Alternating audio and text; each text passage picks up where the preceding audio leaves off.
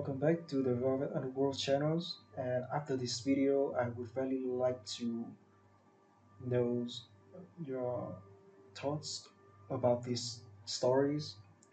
Feel free to share it under the comment sections and where you come from so that we could connect to each other better through this channel. Thank you. What would you do if saving a stranger's child meant risking everything you have left? Tonight, a broke waitress with a dying daughter finds $3,000 in cash, enough to save her baby's life. But the man who left it behind is Chicago's most feared crime lord, and he's just received the call every parent dreads. In 60 seconds, Lena Brooks will make a choice that changes two families forever. Will she take the money and run, or will she do something that even the most powerful man in the city never expected? Stay with me until the end of this story. Hit that like button and comment what city you're watching from so I can see how far this journey travels. The rain came down in sheets that Tuesday night, turning Michigan Avenue into a river of neon reflections and black asphalt. Inside Celestia, Chicago's most exclusive restaurant, the chandeliers cast golden light across white tablecloths and crystal glasses, creating an island of warmth against the storm outside. Lena Brooks moved between tables with practiced efficiency, her uniform pressed despite being 3 years old, her smile professional despite the exhaustion pulling at her bones. She was 32 but felt 50. Single motherhood and poverty had a way of aging a person from the inside out. More water for table 7, she murmured to herself, refilling glasses with the kind of invisible grace that good waitresses mastered, present enough to be helpful, invisible enough not to intrude. The customers at table 7 barely glanced at her. They never did. Lena had learned long ago that to wealthy people, service workers were like furniture, useful, necessary, but not quite human. She didn't mind. Invisibility had its advantages. Lena, Marco, the floor manager, caught her elbow as she passed.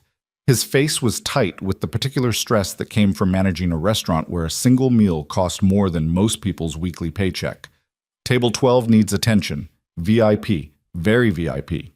Whatever he wants, he gets it. Understood?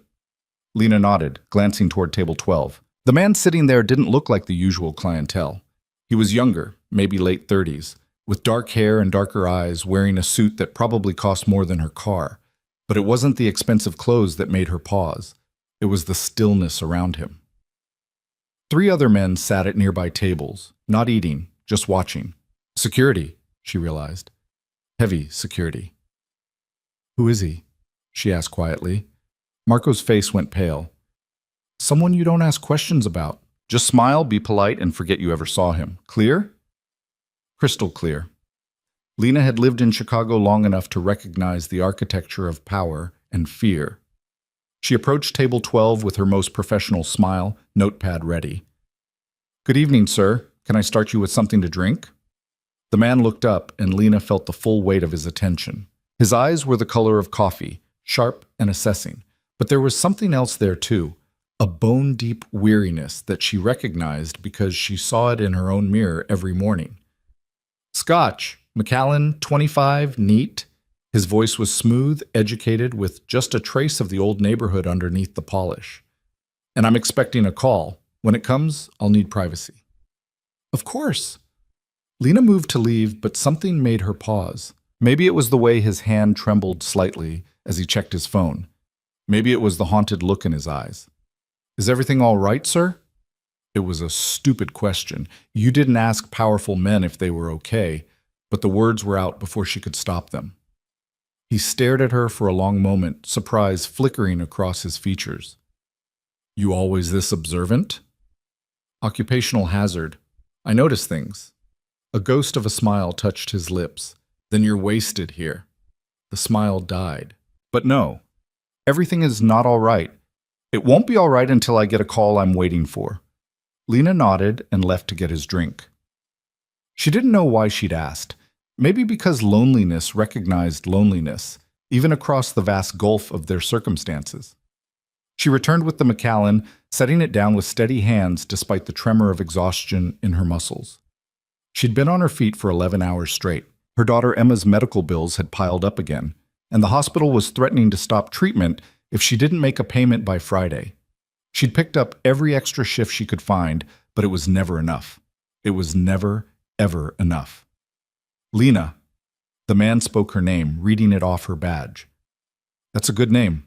Strong. Thank you, sir. Marcus. He took a sip of scotch. Not sir.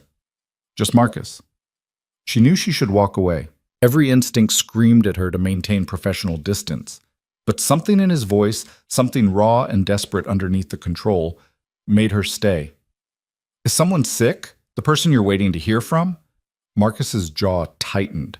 For a moment she thought he'd tell her to mind her business. Instead, he said quietly, My son. He's 7. He was supposed to be at a supervised visit with his mother, but he trailed off, checking his phone again. He's 2 hours late coming home. Lena's heart clenched. She knew that fear. She lived it every day with Emma. I'm sure he's fine, traffic, or maybe they lost track of time. His phone buzzed. Marcus grabbed it so fast his scotch nearly toppled. Lena watched the color drain from his face as he read whatever message had come through. His hand clenched around the phone so hard she heard the case crack. Marcus? He stood abruptly, his chair scraping back. The security men at nearby tables rose instantly, hands moving toward concealed weapons. The atmosphere in Celestia changed in a heartbeat, the pleasant dinner ambiance replaced by something darker, more dangerous. I have to go. Marcus threw a black credit card on the table, his movements sharp and controlled despite whatever chaos was unfolding. Charge whatever. I don't care. He was already moving toward the door, his security forming a protective wedge around him. Lena watched them go, her heart hammering. Something was very, very wrong. A father's worst nightmare was written all over Marcus's face, and she'd seen enough of life to know that look. She started clearing table 12, her hands moving on autopilot while her mind raced. That was when she saw it. Underneath the credit card, tucked beneath the receipt holder, was a stack of $100 bills. Lena's breath caught.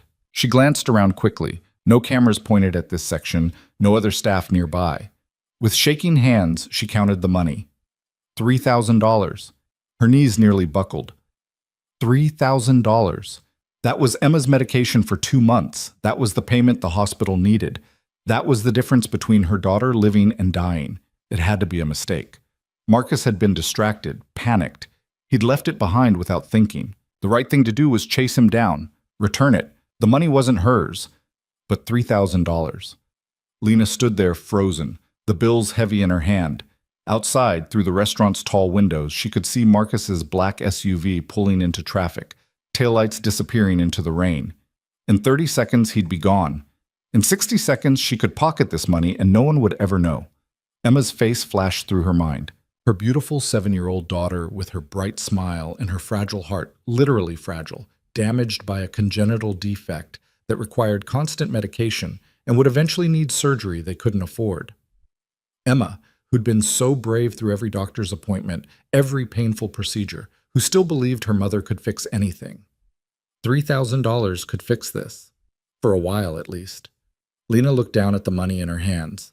Then she looked at her reflection in the darkened window. A tired woman in a cheap uniform, invisible to everyone who mattered, drowning in debt and desperation. This was her chance. Maybe her only chance. But Marcus's face when he'd read that message. The terror of a father who'd just learned his child was in danger. Whatever was happening to his son, it was bad. And a man that distracted, that panicked, would need every resource he had. Lena made her decision in the space between heartbeats. She grabbed her coat from the staff room, ignoring Marco's startled protest, and ran out into the rain. The SUV was already 3 blocks away, but she knew Chicago's streets. She'd grown up here, knew every shortcut and side street. If she was fast, if she was lucky, maybe she could catch him. The rain soaked through her uniform in seconds.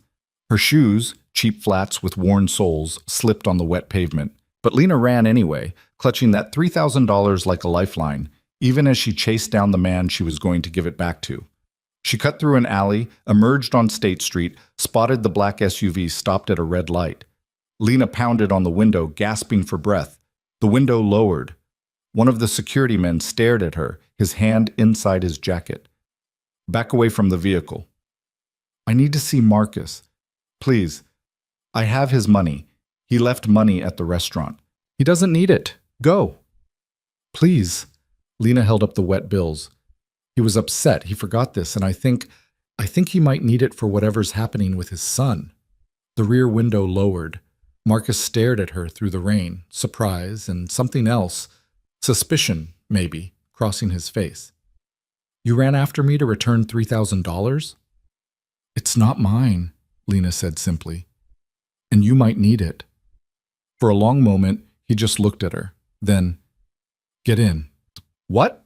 Get in the car! Now! The security man opened the door. Lena hesitated.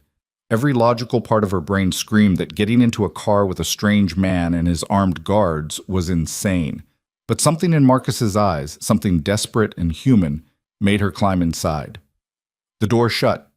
The SUV pulled away from the curb, picking up speed as they headed south, away from the gleaming towers of downtown toward neighborhoods where streetlights were broken and hope was scarce. You're either incredibly brave or incredibly stupid, Marcus said. He'd pulled out his phone, was typing furiously. I haven't decided which. Neither, Lena said, still catching her breath. I'm just a mother who understands what you're going through. Marcus looked up sharply. You have a child? A daughter, Emma. She's 7, like your son. Something shifted in his expression. He handed her a towel from a compartment in the door. The car was equipped like a mobile office, Lena realized, with everything from towels to what looked like a laptop built into the center console. She dried her face, tried to stop shivering. What's your daughter's condition? Marcus asked. Lena blinked. How did you? You said you understand what I'm going through, and you look like you haven't slept in a month. I'm guessing medical bills. Congenital heart defect.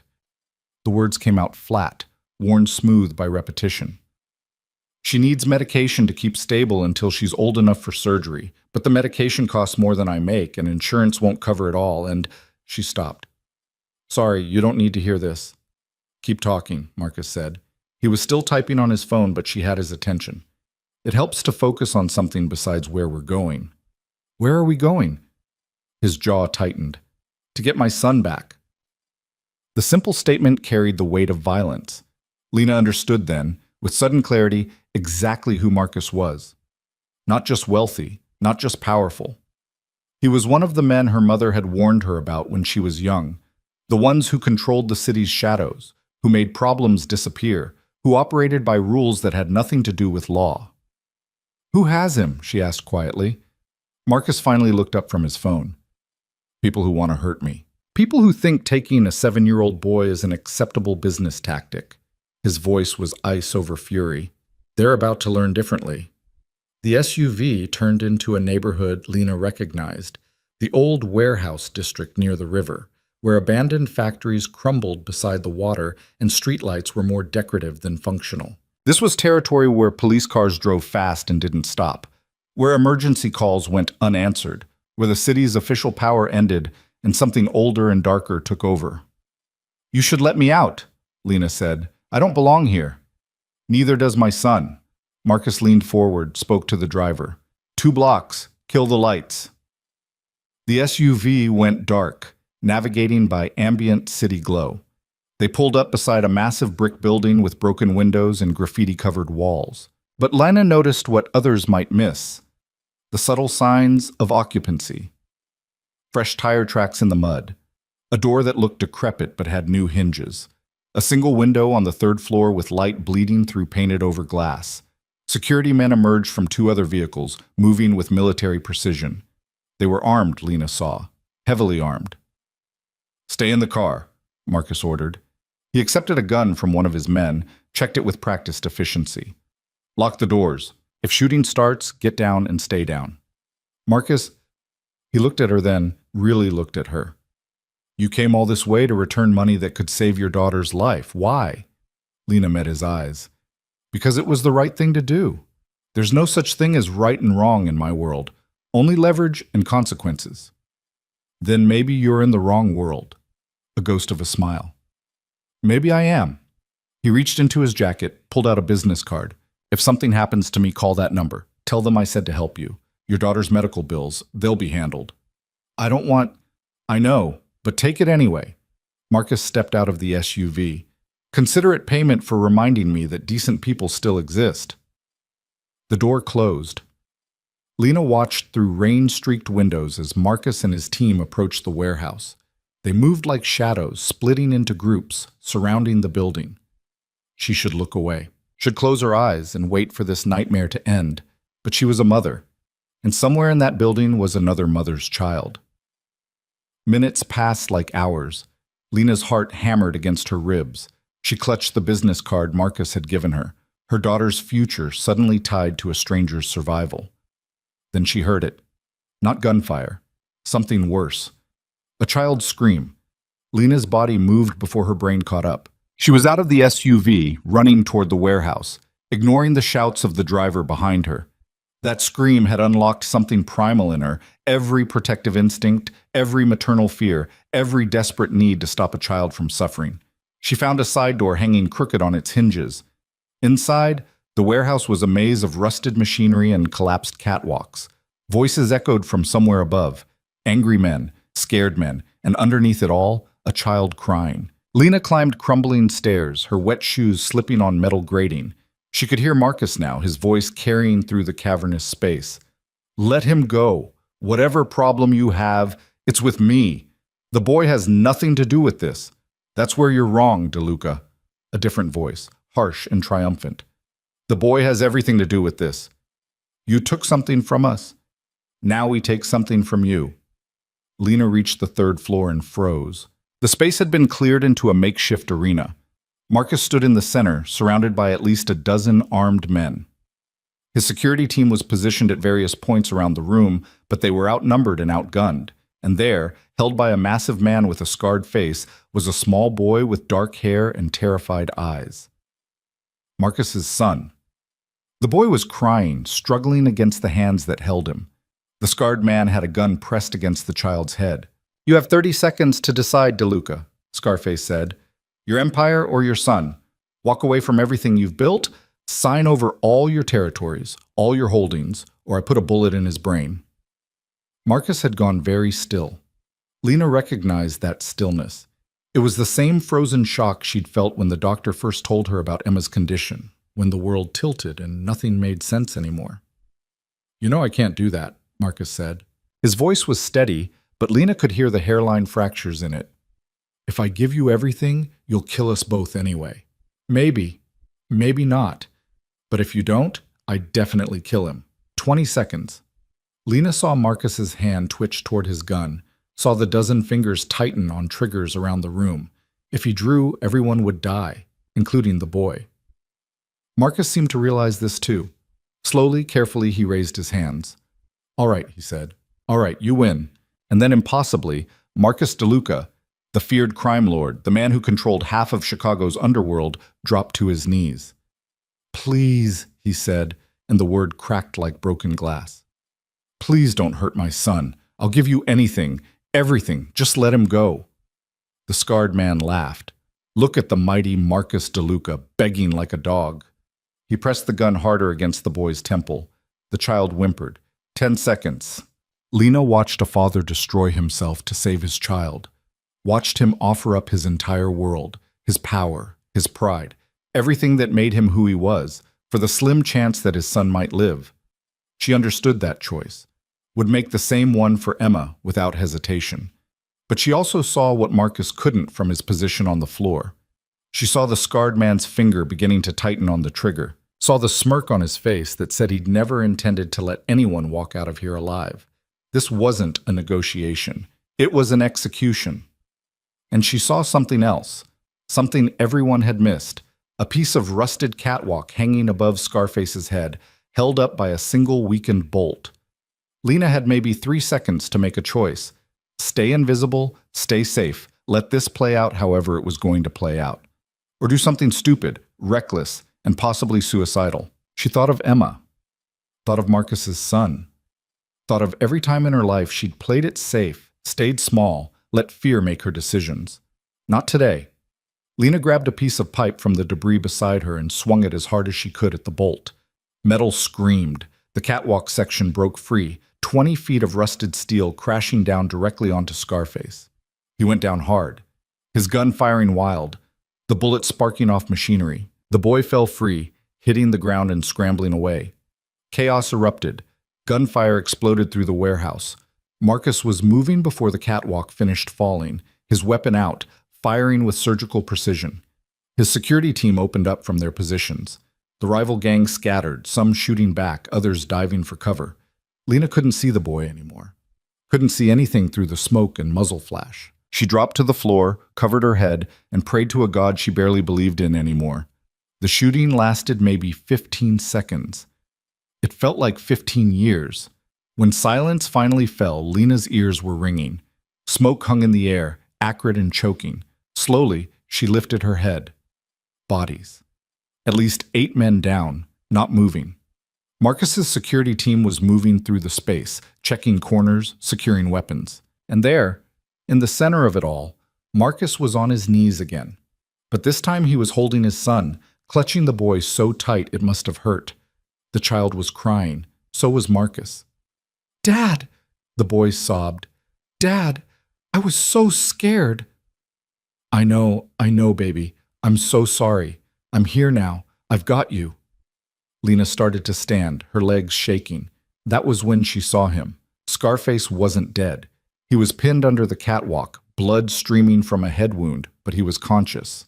And his gun was in his hand, rising slowly, aimed directly at Marcus's unprotected back. There was no time to shout, no time to warn. Lena's body moved on instinct, propelling her forward. She threw herself between the gun and Marcus just as Scarface pulled the trigger. The impact felt like being hit by a car. Lena spun, fell, her shoulder erupting in white-hot pain. She hit the ground hard, her vision blurring. The last thing she heard before darkness took her was Marcus's voice, raw with shock, and something that might have been fear. "Jesus Christ, she's been shot." Then nothing was. Lena woke to white ceiling tiles and the steady beep of medical equipment. For a confused moment, she thought she was at Emma's hospital, that she'd fallen asleep in the uncomfortable chair beside her daughter's bed again. Then the pain hit. Her left shoulder felt like it was on fire. "Easy." A hand touched her uninjured arm gently. "Don't try to move yet." Lena turned her head slowly. Marcus sat beside the hospital bed, still wearing his blood-stained shirt, looking like he'd aged 10 years since she'd last seen him conscious. "Your son," she managed. Her throat was desert dry. "Safe. He's with my mother. Not a scratch on him, thanks to you." Marcus leaned forward, his eyes intense. "The bullet went through your shoulder, clean through, missed the bone. The doctors say you'll make a full recovery." "That's good." Lena tried to sit up, gasped as pain shot through her shoulder. "I said don't move." Marcus stood, adjusted her pillows so she could recline more comfortably. "You took a bullet for me and my son. Why?" "I didn't really think about it. That's what I figured." He sat back down, studying her face like she was a puzzle he couldn't solve. Lena Brooks. Single mother, works 3 jobs to pay medical bills. No criminal record, not even a parking ticket. Everyone I talk to says the same thing. You're quiet, responsible, you keep your head down and stay invisible. "You investigated me?" "I investigate everyone. It's how I stay alive." Marcus pulled something from his jacket, the $3,000, now in a crisp envelope. "You forgot this in the car." Lena stared at the money. "That's yours. And I'm giving it to you.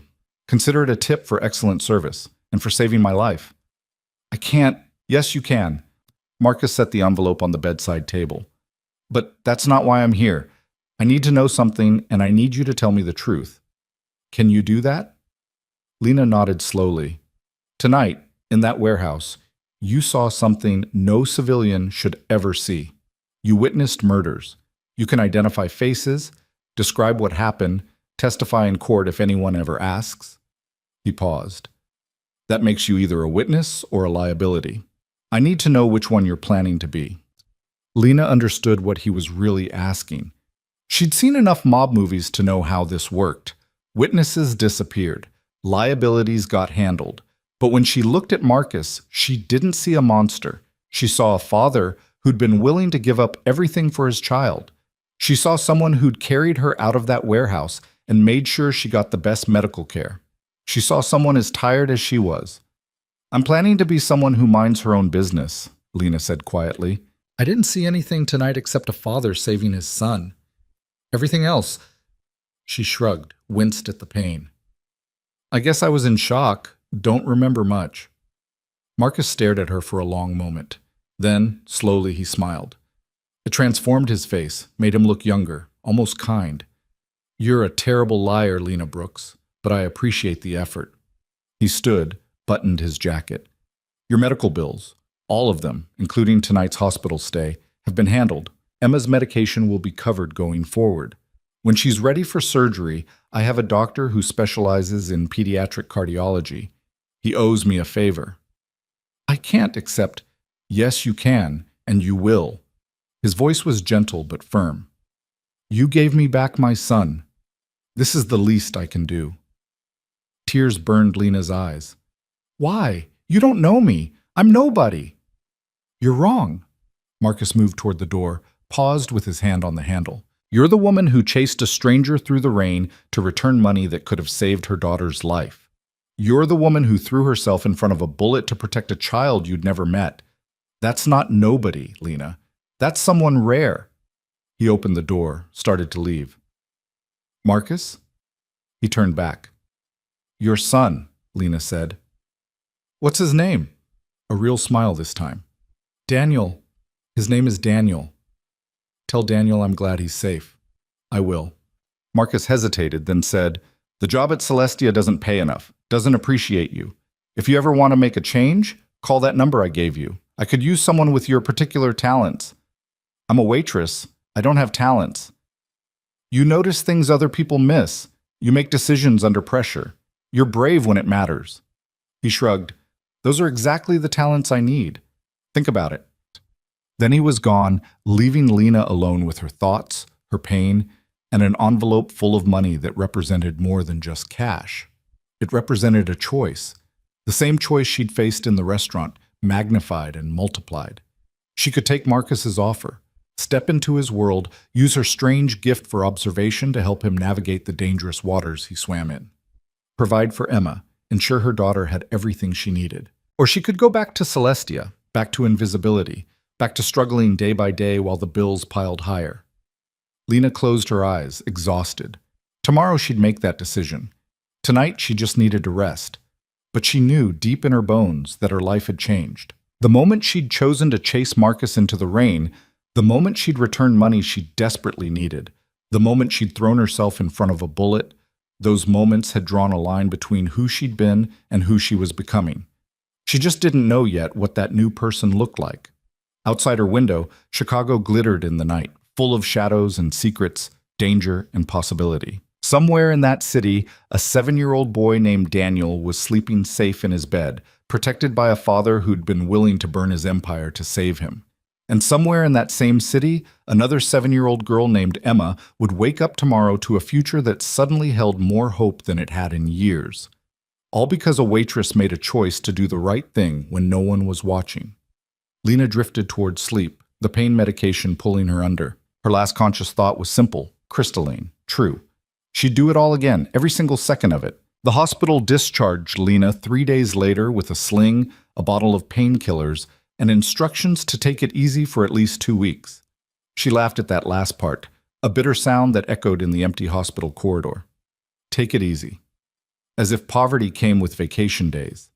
Emma was waiting in the lobby, her small hand tucked into the wrinkled palm of Mrs. Chen, their elderly neighbor who'd been watching her. The moment Emma saw her mother, she burst into tears and ran forward, wrapping thin arms around Lena's waist. Careful, baby, Lena whispered, stroking her daughter's hair with her good hand. Mama's a little sore. They said you got hurt at work. Emma's voice was muffled against Lena's stomach. They said you fell. I did. I'm clumsy sometimes. The lie tasted like ash. But Emma was 7. She didn't need to know about warehouses and gunfire and the thin line between life and death.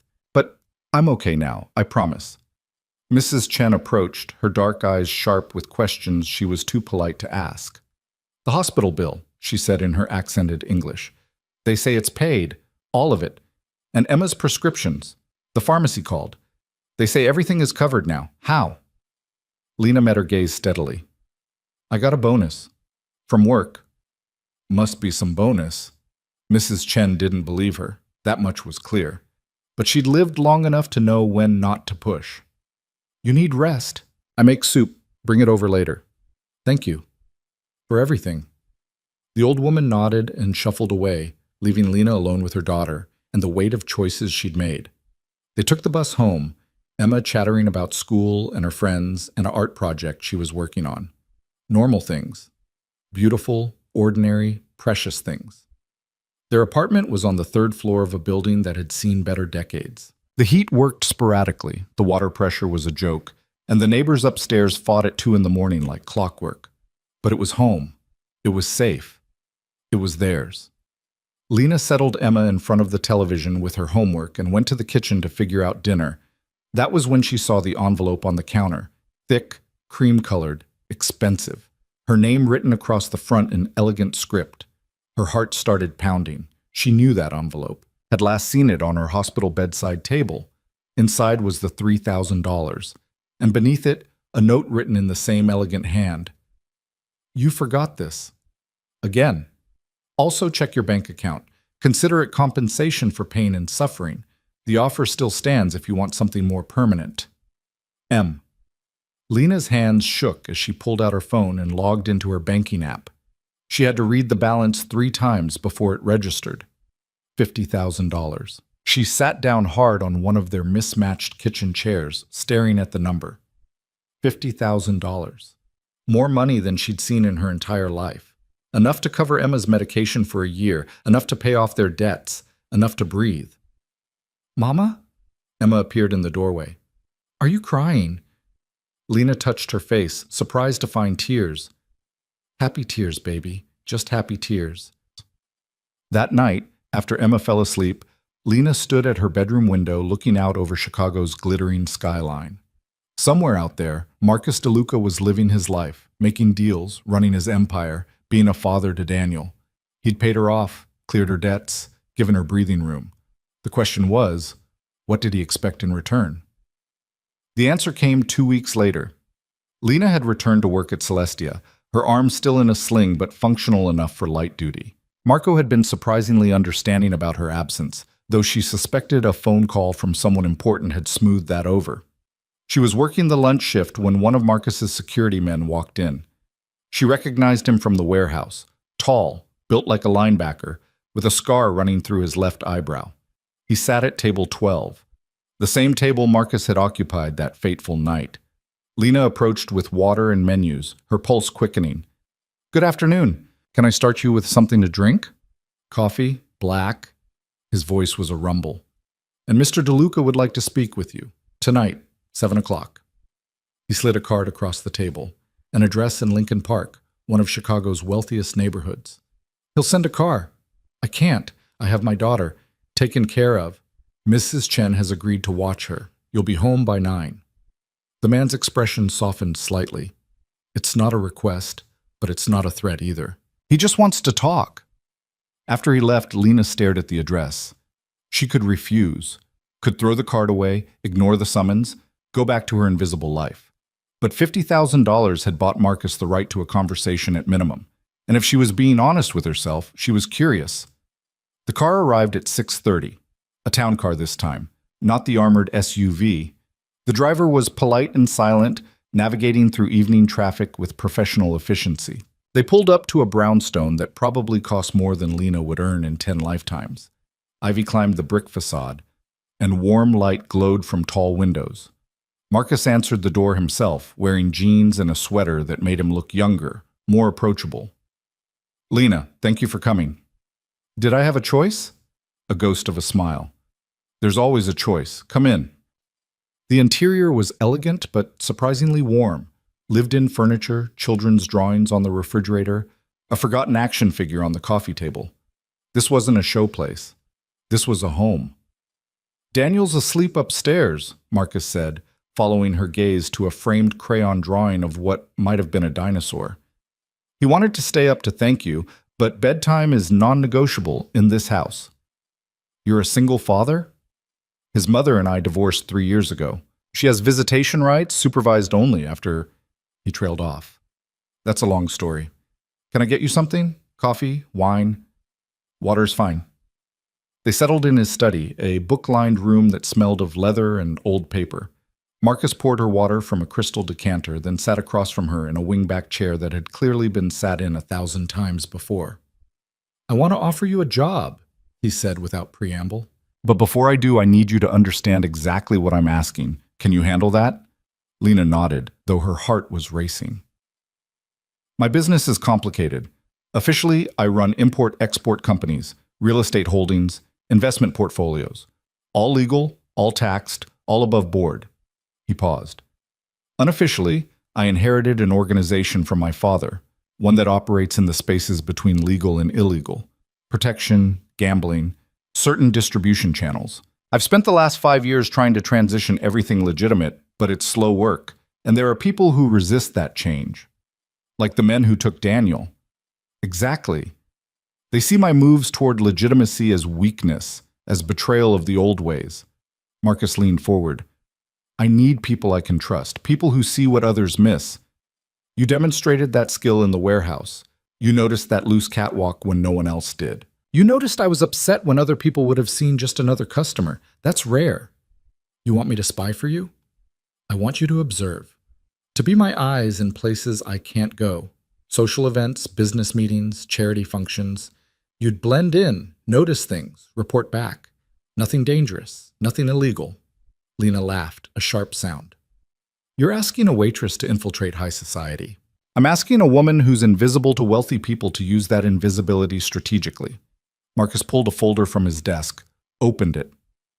I can provide training, etiquette, conversation skills, how to read people in situations.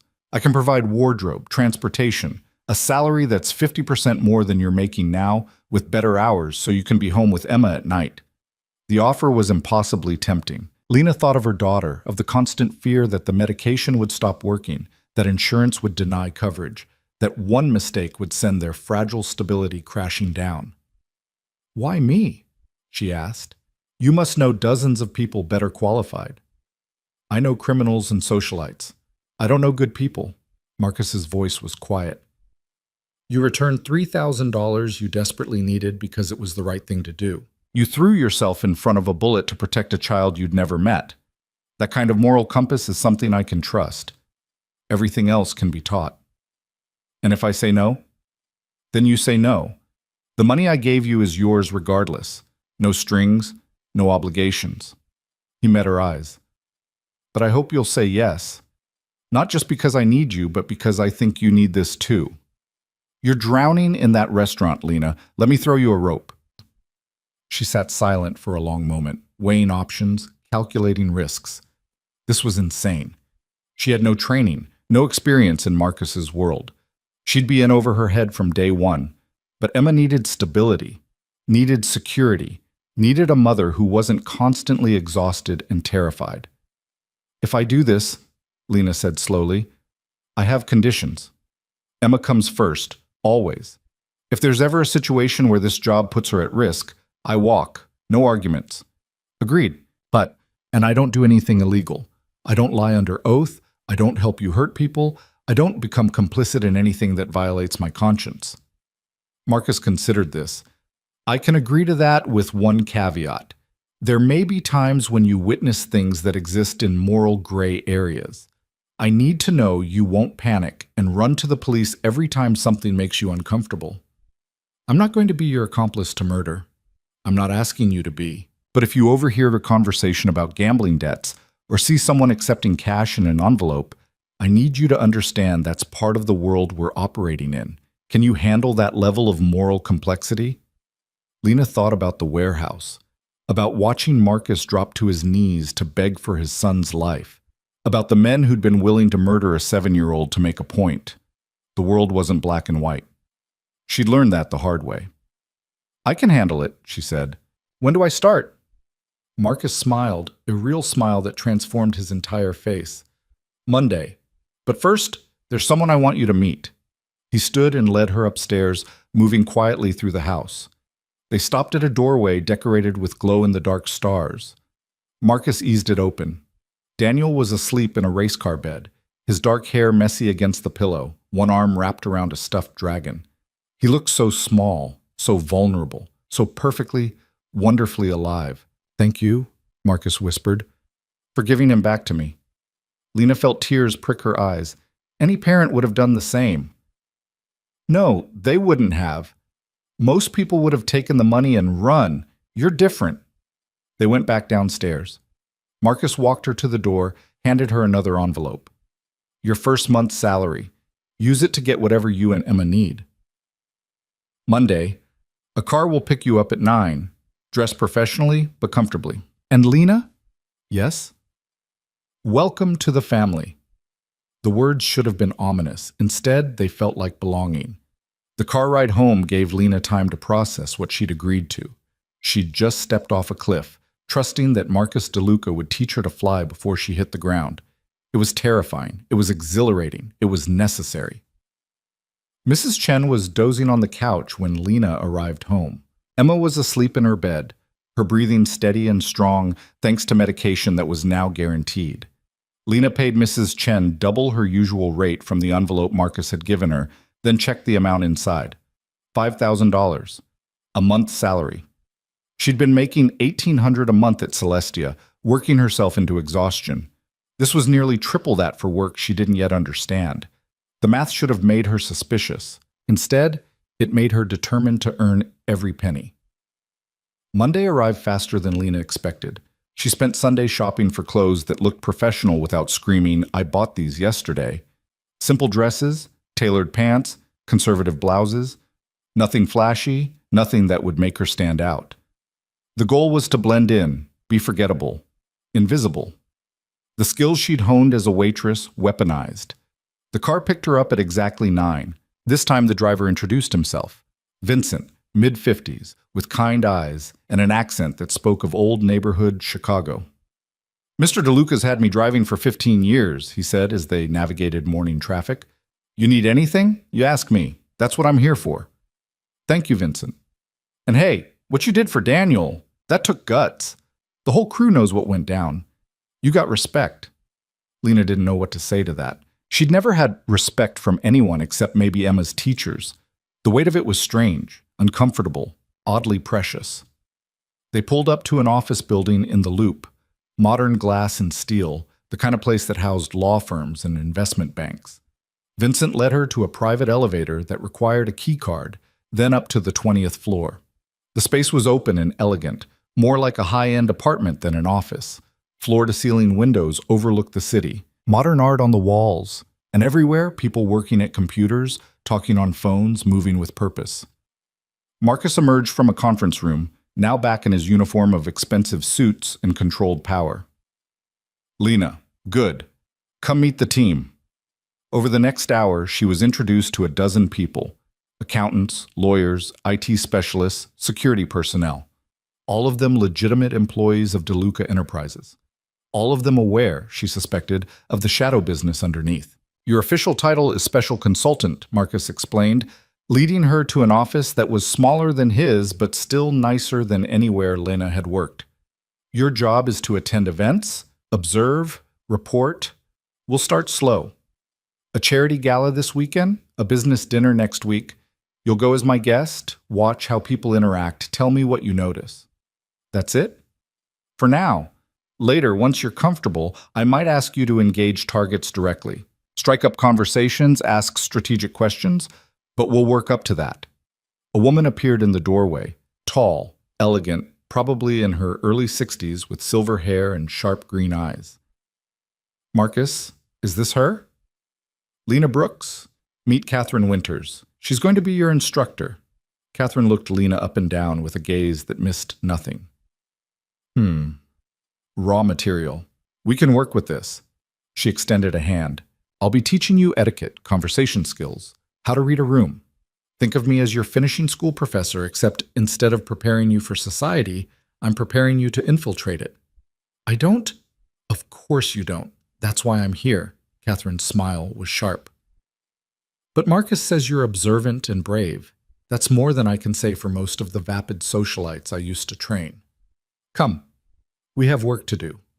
The next 4 days were a crash course in a world Lena had never imagined entering. Catherine taught her which fork to use when, how to make small talk without revealing anything meaningful, how to ask questions that seemed innocent but extracted information. They practiced walking in heels, holding wine glasses properly, discussing art and literature and politics without actually saying anything controversial. The key, Catherine explained during a session on reading body language, is to be utterly forgettable while being absolutely observant. People will talk freely around you because they won't register you as a threat. But you'll be cataloging everything: who stands too close to whose wife, who drinks too much, who checks their phone obsessively, who can't meet someone else's eyes. You're teaching me to be a spy. I'm teaching you to see what's already there. The rest is up to you. Friday night, Catherine declared her ready, or as ready as she'd ever be. Marcus had arranged for a stylist to come to Lena's apartment, which sent Emma into fits of excitement. "Mama, you look like a princess," Emma breathed as Lena emerged from the bedroom in a floor-length navy gown that probably cost more than 3 months' rent. Lena barely recognized herself in the mirror. The dress was simple but elegant. Her hair swept up in a style that looked effortless but had taken the stylist 40 minutes to achieve. Subtle makeup that enhanced without transforming. Diamond earrings that were almost certainly real. She looked like someone who belonged in Marcus's world. The gala was at the Art Institute, a fundraiser for pediatric cancer research. Appropriate, given Marcus's story about Daniel. The ballroom was filled with Chicago's elite, politicians, business moguls, old money families whose ancestors had built the city. Marcus appeared at her side looking devastatingly handsome in a tuxedo. "Breathe," he murmured. "You belong here as much as anyone." "I'm a waitress in a borrowed dress. You're my consultant. Act like it." They entered together, and Lena felt 100 eyes track their movement. She recognized the calculation in those gazes. Who was this woman with Marcus DeLuca? What was her angle? Did she matter? "Smile," Marcus whispered. "Look bored. Rich people always look slightly bored." Lena arranged her face into an expression of pleasant disinterest and let Marcus guide her through the crowd. He introduced her as a business associate, nothing more specific, and most people didn't press. They were too busy trying to impress Marcus or assess whether he could be useful to them. And Lena watched. She had noticed the state senator who laughed too loudly at Marcus's jokes, desperation in his eyes. Noticed the businessman whose wife stood 3 feet away from him all night, her smile bright and her eyes dead. Noticed the young lawyer who kept checking his phone, his face growing paler with each message. She noticed everything and said nothing. During dinner, she sat beside a woman in her 70s who wore enough diamonds to finance a small country. The woman barely acknowledged Lena's existence, which was perfect. It allowed Lena to listen to conversations around them, to catch fragments that might be meaningful. "The investigation is getting too close. Move the money offshore before they freeze the accounts. If he talks, we're all going down." Pieces of a puzzle she didn't yet understand. After dinner, Marcus found her on the balcony overlooking Michigan Avenue. "How are you holding up?" "It's overwhelming. All these people, all this wealth, and half of them seem miserable. Money doesn't buy happiness, just better quality problems." He leaned against the railing beside her. "See anything interesting?" Lena repeated the conversation she'd overheard, described the interactions she'd observed. Marcus listened intently, occasionally asking clarifying questions. When she finished, he was quiet for a long moment. "The senator's being blackmailed," he finally said. "The businessman's wife is having an affair with his partner, and the young lawyer just found out his boss is under federal investigation." He looked at her with something like awe. "You picked up on all of that in 3 hours?" "I'm good at being invisible." "No, you're good at seeing what others miss. There's a difference." They stayed at the gala until midnight. Then Vincent drove them back to Lincoln Park. Marcus invited her in for coffee, and Lena accepted, too wired to go home yet. Daniel was asleep again, but this time Marcus showed her photos, birthday parties, school events, ordinary moments of fatherhood. "His mother has problems," Marcus said quietly. "Addiction, mostly. She loves him, but she can't stay clean long enough to be safe. The supervised visits are necessary." "I'm sorry." "Don't be. Daniel's healthy, happy, safe. That's all that matters." Marcus set down his coffee cup. "You did well tonight. Better than I expected for a first outing. What happens now? Now we use what you learned. The senator's blackmail makes him vulnerable and potentially useful. The businessman's marital problems create an opening in his company that I might exploit. The lawyer's panic means someone's talking to the feds, which I need to know about. He met her eyes. This is the work, Lena. Gathering information, finding leverage, protecting my interests. And none of that bothers you? It used to. When I first took over from my father, I thought I could do things differently, be cleaner, kinder, more ethical. Marcus's smile was bitter. But this world doesn't reward kindness. It rewards strength and information and the willingness to use both. Then why are you trying to go legitimate? The question hung between them. Finally, Marcus said, because I want Daniel to inherit a business he can be proud of. Because I'm tired of looking over my shoulder. Because I think maybe, despite everything, I can be better than my father was. He paused. Because a woman once chased me through the rain to return money she desperately needed. And it reminded me that good people exist. And if they exist, maybe I can become one. Lena's throat tightened. I'm not that good. Yes, you are. You just don't see it yet. Vincent drove her home through empty streets, and Lena leaned her head against the cool glass, watching Chicago pass by. She'd crossed a line tonight, stepped fully into Marcus's world of shadows and secrets and carefully calculated moves. But she'd also earned $5,000, had health insurance for Emma, had a future that looked nothing like the desperate struggle of the past 7 years. The question was whether she could live with the price. Mrs. Chen was asleep on the couch again. Lena paid her, checked on Emma, sleeping peacefully, her breathing steady, then stood in her tiny kitchen counting the cost of her choices. She thought about the warehouse, about throwing herself in front of a bullet for a child she didn't know, about Marcus on his knees begging for his son's life. Maybe the world wasn't divided into good people and bad people. Maybe there were just people doing the best they could with impossible choices, trying to protect what they loved in a world that didn't make it easy. Lena Brooks had made her choice. Now she had to see where it led. The answer came sooner than Lena expected. 3 weeks into her new role, she'd settled into a rhythm that felt surreal. Morning strategy sessions with Marcus, afternoons learning the intricacies of his business empire, evenings at home with Emma. The money was real, the work was challenging, and for the first time in years, Lena could breathe without the constant weight of financial terror crushing her chest. Then everything changed on a Tuesday afternoon. She was in Marcus's office reviewing profiles of attendees for an upcoming charity auction when his phone rang.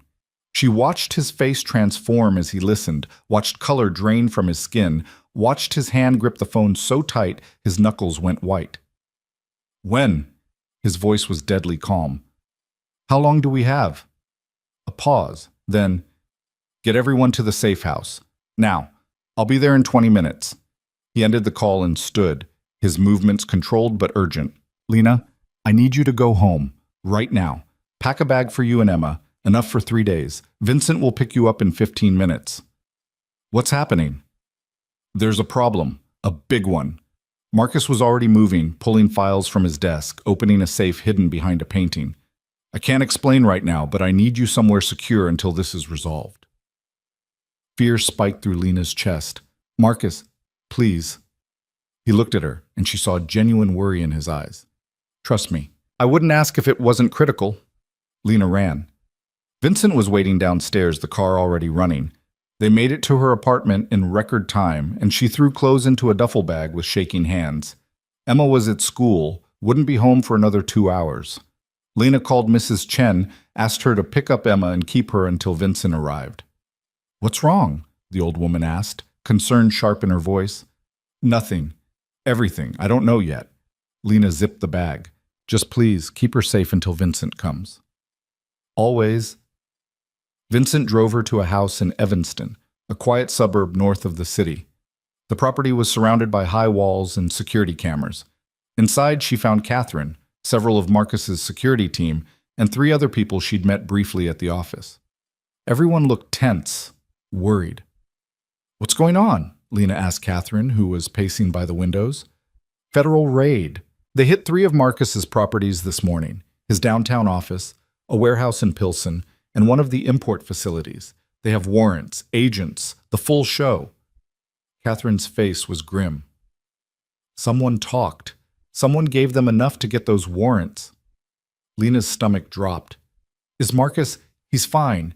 He wasn't at any of the raided locations, but they're looking for him now, and they have questions. Catherine finally stopped pacing, turned to face Lena. This is what happens when you try to go legitimate. The people who profit from the old ways get nervous. They start making calls to federal prosecutors, offering testimony in exchange for immunity. Who? We don't know yet. That's what Marcus is trying to find out. The hours that followed were agonizing. Lena sat in a guest room, trying not to imagine worst-case scenarios, failing miserably. Emma arrived with Vincent, confused and scared, and Lena held her daughter close, whispering reassurances she didn't entirely believe. Are we in trouble, Mama? Emma asked, her small face pressed against Lena's shoulder. No, baby. We're just staying with friends for a little while. Because of your new job? Lena hesitated. She told Emma that she was working as a consultant, helping important people with business decisions. It wasn't exactly a lie, but it wasn't the whole truth either. Yes, but everything is going to be fine, I promise. She just hoped she could keep that promise. Marcus arrived near midnight, looking like he'd aged a decade in 12 hours. His tie was loose, his jacket gone, exhaustion written in every line of his face. He found Lena in the kitchen, where she was making tea she didn't really want. Daniel? She asked immediately. Safe. He's with my mother in Wisconsin. They can't touch him. Marcus slumped into a chair, rubbed his face with both hands. The Fed seized documents, hard drives, financial records. They're building a RICO case, racketeer-influenced and corrupt organizations. If they can prove I'm running a criminal enterprise, they can take everything. The legitimate businesses, the properties, all of it. But you've been transitioning to legal operations, which makes me a traitor to people who've been in this life for 40 years. They'd rather see me in prison than running a clean business empire. He looked at her, and she saw something that looked like desperation in his eyes. I have a mole somewhere in my organization. Someone feeding information to the feds, helping them build their case, and I need to find out who before they destroy everything I've built. Lena sat down across from him. How can I help? You can't. This is too dangerous, Marcus. She reached across the table, took his hand. You pulled me into this world. Let me help you navigate it. He stared at their joined hands for a long moment. Then, there's a meeting tomorrow night. My inner circle, the people who know the most about my operations. One of them is dirty. I need you there, watching, observing. If anyone's uncomfortable, nervous, trying too hard to seem normal, I need to know. You think I can spot a federal informant? I think you spotted a loose catwalk that saved my son's life. I think you see what others miss. And right now, I need those eyes. The meeting was held in a private room at a restaurant Marcus owned in River North. Lena arrived early with Catherine, who'd insisted on coming as backup. They positioned themselves in a corner where Lena could observe without being obviously intrusive. 7 men arrived over the next 20 minutes. Lena recognized most of them from her weeks working for Marcus, his CFO, his head of security, his lawyer, his operations managers. These were the people who ran his empire, both the legitimate side and the shadows underneath. Marcus entered last, and the room went quiet. He looked at each man in turn, his face unreadable. I'm going to make this simple, he said. Someone in this room is talking to the FBI. Someone is feeding them information, helping them build a case that could destroy everything we've worked for. I'm giving that person one chance to come forward now. Admit it, and we'll work something out. Stay silent, and when I find you, and I will find you, the consequences will be severe. Silence. Lena watched each face carefully. The CFO looked angry, his jaw tight. The head of security seemed calm, almost bored. The lawyer was sweating, but that could just be nerves. The operations managers exchanged glances, then looked away. No one? Marcus's voice was soft, dangerous. Then let me tell you what I know. The feds have detailed financial records from the past 18 months. They have shipping manifests from operations that were supposed to be completely confidential. They have transcripts of conversations that only people in this room should know about. He pulled out a folder, opened it. They know about the Montenegro deal. They know about the restructuring of the protection territories. They know about the offshore accounts we set up to clean money before transitioning it to legitimate holdings. The room erupted. Men talking over each other, denying involvement, accusing others. Lena watched it all, filtering out the noise, focusing on the details Catherine had taught her to notice. The CFO's anger was genuine, his face flushed, his hands gesturing emphatically. The head of security remained unnaturally calm, but his eyes kept darting to the door. The lawyer had stopped sweating, which was interesting. Fear should intensify under pressure, not dissipate. One of the operations managers, a man named Russo, couldn't stop fidgeting with his wedding ring, twisting it around and around. Enough! Marcus's voice cut through the chaos. We're going to figure this out, together or separately, but we're going to find the rat. Anyone who has information they want to share privately can see me after this meeting. Otherwise, we proceed as planned with increased security protocols. No one discusses business on phones. No one meets with anyone we haven't vetted, and everyone's financials get audited, mine included. The meeting dissolved after that. Men filed out in small groups, their conversations hushed and tense. Lena stayed in her corner processing what she'd seen. Marcus appeared beside her. Well? You're head of security. Lena spoke quietly. He was too calm. Everyone else was angry or nervous or defensive. He was watching you like he was waiting for something. Carlo's been with me for 12 years, which means he knows everything, which makes him either completely loyal or the perfect informant. Lena paused. And Russo, the one who manages your shipping operations. He couldn't stop playing with his wedding ring. That's a self-soothing gesture. He's anxious about something specific. Marcus absorbed this information, his face thoughtful. Carlo's wife has cancer, stage 4. Treatment costs are astronomical even with insurance. Desperate people make desperate choices. And Russo's daughter just got into Yale, full tuition, which he can't afford on his salary. Marcus pulled out his phone, sent a quick text. I'll have both of them followed, see who they're meeting with, where they're going. Marcus, if you're wrong, I know, but if I'm right and I do nothing, I lose everything. He looked at her. You should take Emma and leave Chicago for a while, until this is resolved. I can arrange. No. Lena's voice was firm. I'm not running. You gave me a chance when I needed it most. I'm not abandoning you now. Something shifted in Marcus's expression. Surprise, maybe, or gratitude, or something deeper that neither of them was ready to name. You're either very brave or very foolish. You said that once before. Still haven't decided which. The investigation moved quickly after that. Marcus's people followed Carlo and Russo, documented their movements, tracked their communications. 3 days later, they had their answer. It was Russo. He'd been meeting with FBI agents twice a week for the past 4 months, feeding them information in exchange for immunity and financial assistance for his daughter's education. The betrayal cut deep. Russo had been with Marcus since the beginning, had been trusted with sensitive operations, had sat at family dinners.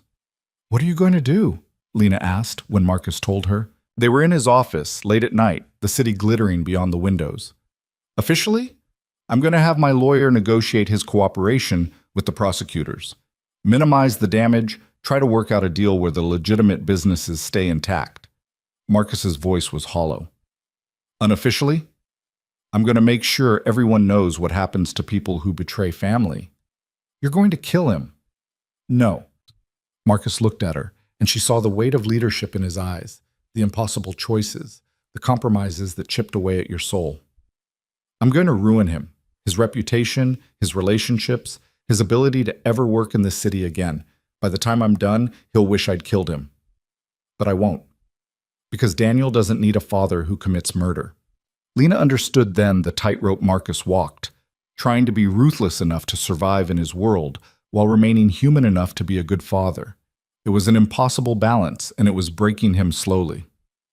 Let me talk to him, she said. Marcus stared at her. What?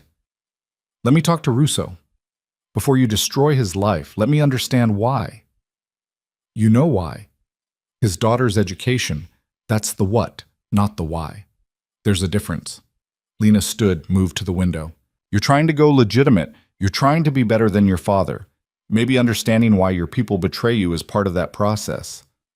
Marcus was quiet for a long time. Finally, 20 minutes. That's all you get, and I'm sending security with you. They brought Russo to a neutral location, a warehouse that Marcus owned but rarely used, empty except for a table and 2 chairs. The man looked terrified when Lena walked in, his face pale, his hands shaking. "You're the waitress," he said. "The one from the warehouse." "I'm a consultant now. Sit down, Mr. Russo." He sat. Lena took the chair across from him, studied his face. He was maybe 50, with graying hair and kind eyes that were currently filled with panic. "I know what you did," Lena said quietly. "I know you've been cooperating with the FBI. I know you betrayed Marcus. What I don't know is why." "My daughter, Yale." "Yes, I know, but Marcus could have helped with that. He has scholarship funds, connections, resources. You could have asked." Russo's face crumpled. "You don't understand. When you work for Marcus, you don't ask for help. You show strength. You handle your problems. You never, ever show weakness. My daughter deserved better than what I could give her. The FBI offered me a way to provide that." "By destroying the man who employed you for 15 years? "By getting out." Russo's voice cracked. "Do you know what it's like living in this world? Always looking over your shoulder, always wondering if today's the day someone decides you know too much, or you're a liability, or you looked at the wrong person wrong. I wanted out. I wanted my daughter to have a life that had nothing to do with this." Lena leaned back, processing. "So you took the coward's way. I took the only way I saw." "No, you took the easy way. The brave thing would have been talking to Marcus, telling him you wanted out, asking for help transitioning to legitimate work. Instead, you stabbed him in the back and justified it by saying you were protecting your daughter." Lena's voice was hard. "I have a daughter too, Mr. Russo. She's 7, she has a heart condition, and for years I could barely afford her medication, but I never once considered betraying someone's trust to pay for it." "Then you're a better person than I am." "No, I just made better choices." Lena stood. "Marcus is going to ruin you, not kill you. He's trying to be better than his father, but ruin you so completely that you'll spend the rest of your life wishing you'd made a different choice. And you know what the worst part is? Your daughter will know. She'll know that her Yale education came at the cost of her father's integrity. That's the legacy you're leaving her." She walked to the door, paused with her hand on the handle. "You could have been part of something better. Marcus is trying to build an empire his son can be proud of. You could have helped with that. Instead, you chose fear." Russo was crying when she left.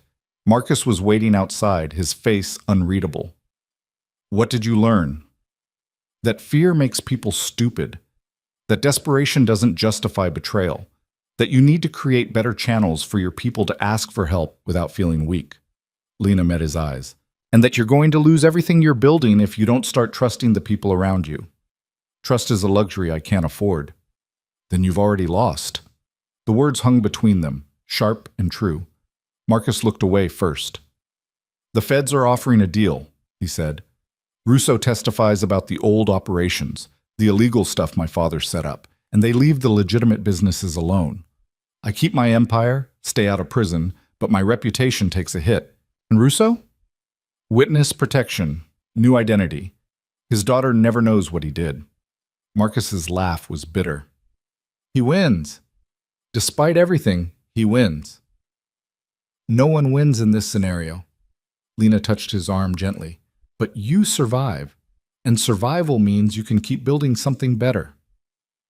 The deal went through a week later. The FBI got their case against the remnants of the old organization.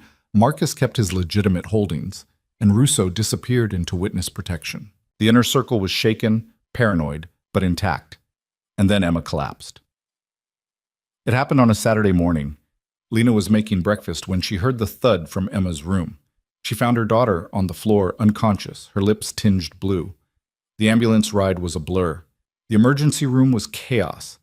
Doctors used words like heart failure and immediate intervention and critical condition. Emma's heart, weakened by years of strain, had finally given up. Lena sat in a waiting room, numb with terror, while surgeons worked to stabilize her daughter. She called Marcus because she didn't know who else to call. Because he'd become something more than an employer over the past months. Because she needed someone who understood what it felt like to have your child's life hanging by a thread. He arrived within 20 minutes, still wearing workout clothes, his face etched with concern. He didn't say anything, just sat beside her and took her hand. "She needs surgery," Lena whispered. "Her heart can't wait anymore. But the wait list for pediatric transplants is years long, and the artificial valve procedure is experimental and costs, how much? $300,000. Maybe more." Marcus pulled out his phone, made a call. "Dr. Vance? It's Marcus DeLuca. I need you at Chicago Memorial now. Pediatric cardiac emergency." "Yes, the girl I mentioned before.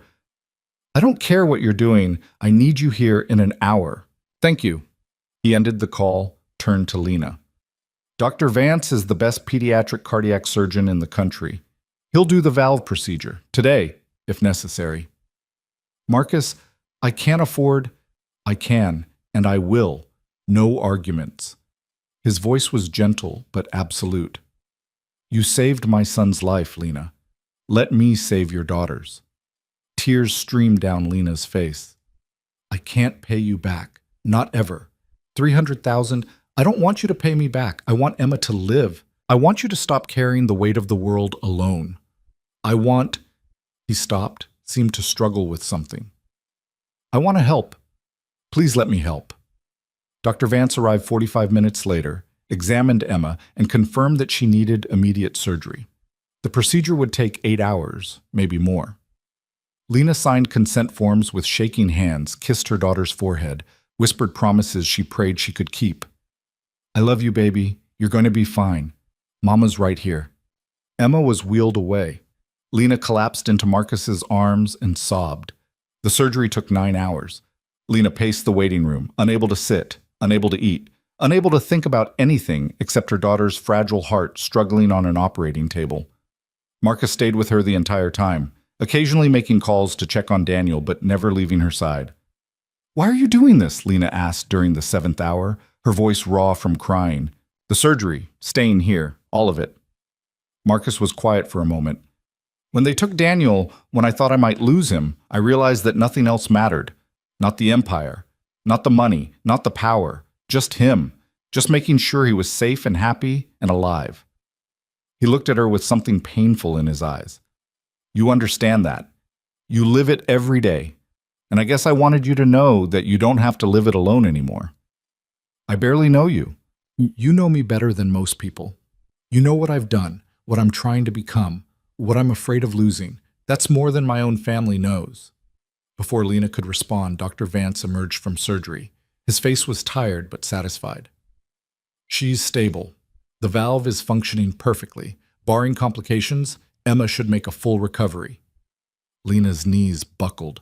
Marcus caught her, held her up while she cried tears of relief and gratitude and exhaustion. "She'll need monitoring for the next 72 hours, Dr. Vance continued. "But I'm optimistic. Your daughter is a fighter, Miss Brooks." "Can I see her?" "In about an hour, once she's settled in ICU. But yes." The doctor left. Lena turned to Marcus, tried to find words adequate to express what she was feeling, failed completely. "Thank you," she finally whispered. "Thank you for giving me my daughter back." Marcus cupped her face gently, wiped away her tears with his thumbs. "You gave me my son. This is the least I could do." They stood like that for a long moment, something unspoken building between them. Gratitude and understanding, and the beginning of something that looked like trust, like partnership, like the foundation of something neither of them had expected to find. Emma survived the critical period. 3 days later, she was moved to a regular room, color returning to her cheeks, her smile bright despite the tubes and monitors. Lena barely left her side, sleeping in an uncomfortable chair, eating when nurses forced food on her. Marcus visited every day, bringing books and puzzles for Emma, bringing coffee and encouragement for Lena. Daniel came once, shy and curious, and the two 7-year-olds bonded over their shared experience of hospitals and fear and brave parents who would do anything to protect them. "Your dad saved my mom," Emma told Daniel seriously. "She was sad all the time before. Now she smiles more." Daniel considered this. "Your mom saved my dad too. He says she's the bravest person he knows." The children's simple truth made Lena's throat tight. 2 weeks after the surgery, Emma was discharged with excellent prognosis and strict follow-up protocols. Lena brought her home to their small apartment, which suddenly felt different, not shabby and insufficient, but cozy and safe and full of possibility. That night, after Emma fell asleep, Lena stood at her kitchen window looking out at Chicago's skyline. She thought about the woman she'd been 3 months ago, desperate, exhausted, drowning. She thought about chasing Marcus through the rain, about returning money she couldn't afford to lose, about making a choice based on what was right rather than what was easy. That choice had changed everything, had saved her daughter's life, had given her meaningful work, had introduced her to people who saw her as more than invisible. Her phone buzzed. A text from Marcus. "How's Emma?" "Sleeping peacefully. How's Daniel?" "Same. He wants to have a play date with Emma when she's stronger." "I'd like that."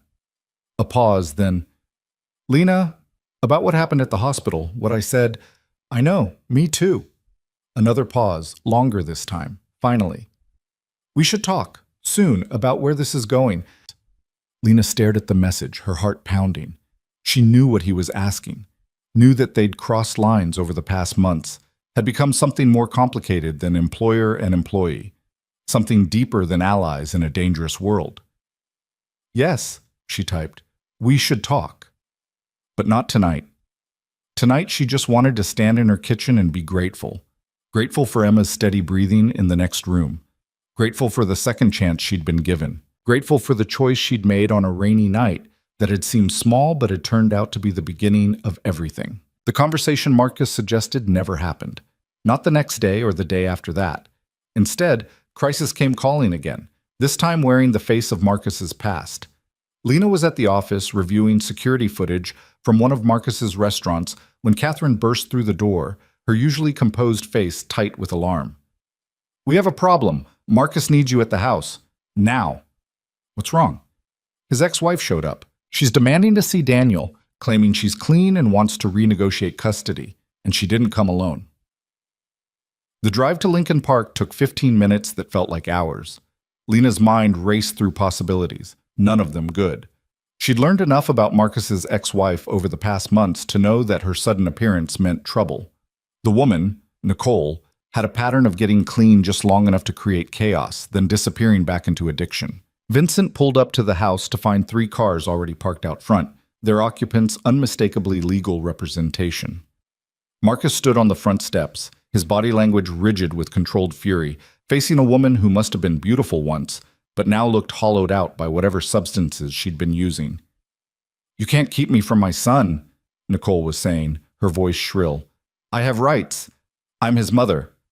"You're a stranger who shares his DNA." Marcus's voice was ice. "You missed his last 3 birthdays. You canceled supervised visits because you were too high to show up. You don't get to walk in here and demand anything." "I'm clean now. 6 months sober. I have documentation."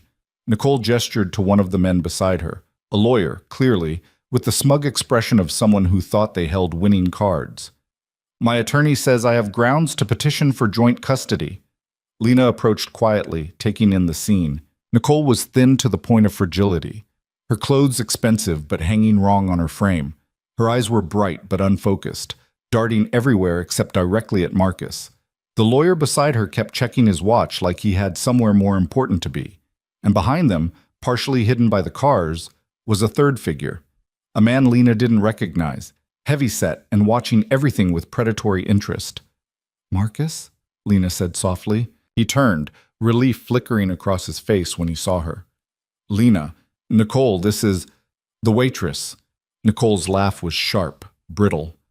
"I heard about you. The saint who saved Daniel, the pure soul who made Marcus believe in redemption." Her gaze raked over Lena with contempt. "You think you know him? You think 6 months of playing house gives you any idea who Marcus DeLuca really is?" "I think I know he's a good father who loves his son."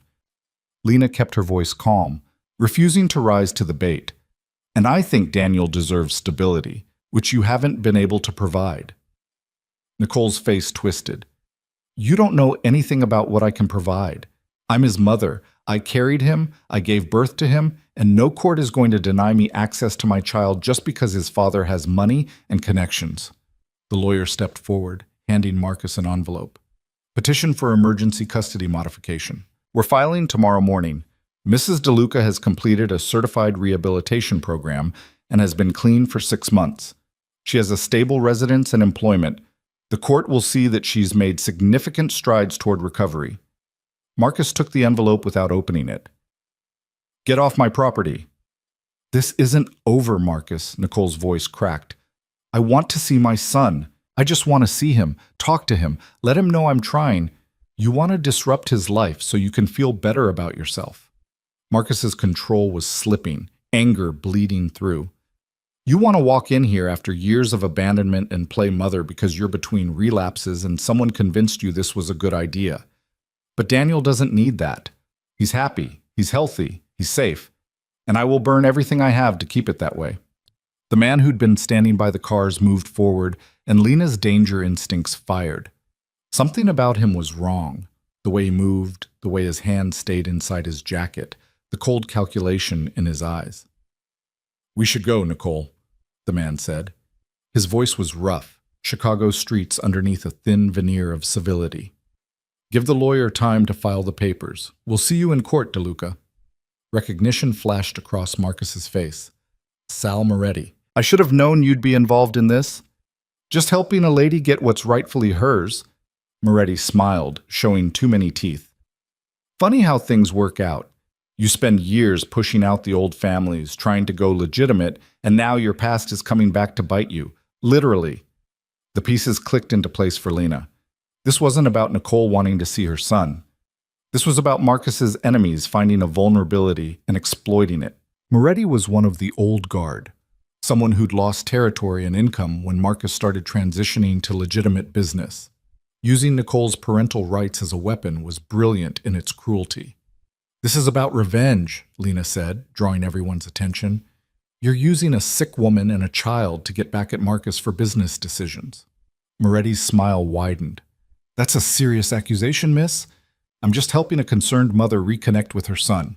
If that happens to make DeLuca's life difficult, well, that's just a happy coincidence.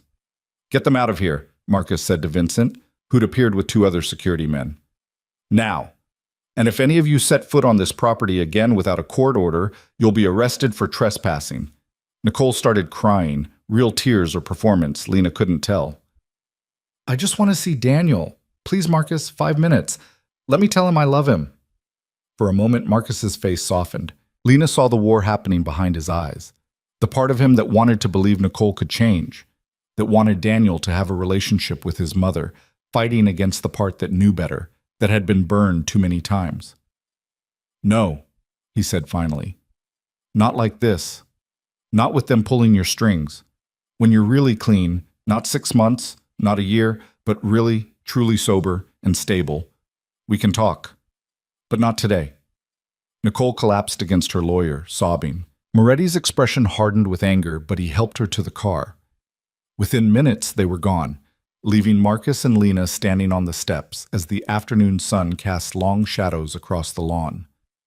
She'll never be clean, Marcus said quietly. I've been through this cycle a dozen times. She gets sober just long enough to feel guilty, tries to make amends, then the guilt becomes too heavy, and she uses again. It's a pattern. But the custody petition is real. Real enough. Even if she's using Moretti, even if this is manipulation, she has legal grounds. A judge could order supervised visitation, could mandate that I give her access.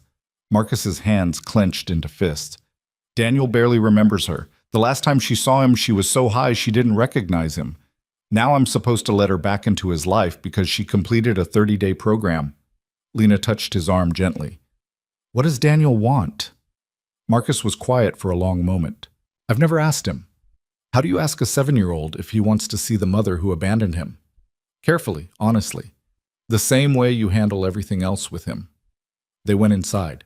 Daniel was in the living room with his nanny, building an elaborate structure with wooden blocks. He looked up when Marcus entered, and his face lit up with uncomplicated joy. Dad, look, I'm making a castle with a dragon's lair. Marcus knelt beside his son, studying the construction with exaggerated seriousness. That's impressive. But won't the dragon burn down the wooden walls? The dragon's nice. He protects the castle instead of attacking it. Something in Marcus's expression cracked. He pulled Daniel into a hug, holding him tight enough that the boy squirmed. Dad, you're squishing me. Sorry, I just love you very much. I love you too. Can Lena see my castle? Lena came over, admired the architecture, helped add a tower for the dragon to sleep in. She watched Marcus with his son and saw the tenderness there, the fierce protectiveness, the willingness to destroy anyone who threatened this child's happiness. Later, after Daniel was in bed, Marcus poured them both whiskey in his study, and they sat in comfortable silence, processing the day's chaos. Moretti's going to push this, Marcus said finally. He'll make sure Nicole has the best lawyers, the best documentation, the best chance of getting access to Daniel. Not because he cares about her or my son, but because it hurts me. Because every custody hearing, every supervised visit, every disruption to Daniel's routine is a victory for him. Then we need to make sure he doesn't win. We? Marcus looked at her.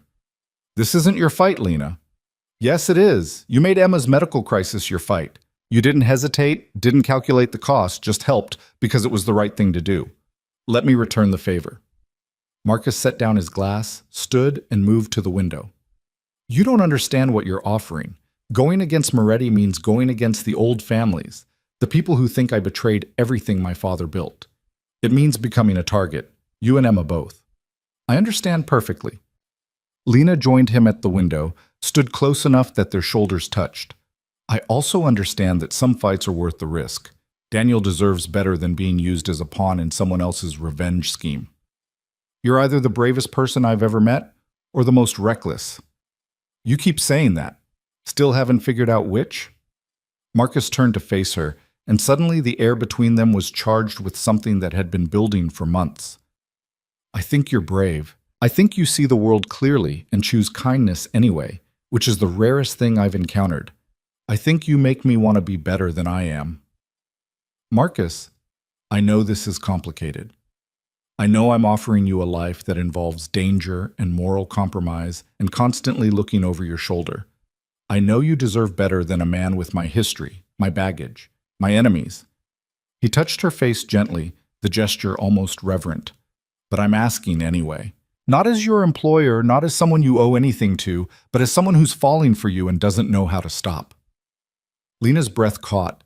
She'd known this was coming, had felt the pull between them growing stronger, but hearing the words made it real in a way that terrified and thrilled her. I have a daughter, she said. She comes first, always.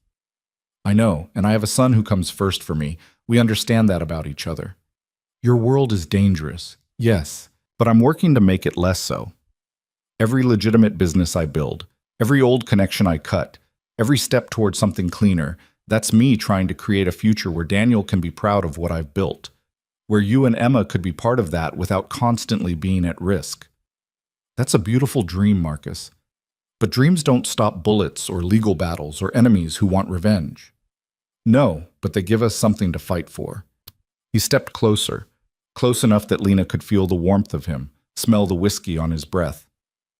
I'm not asking you to decide right now. I'm just asking you to consider the possibility that maybe we could build something together, something good despite everything working against us. Lena looked up at him, this man who'd entered her life on the worst night and somehow become essential.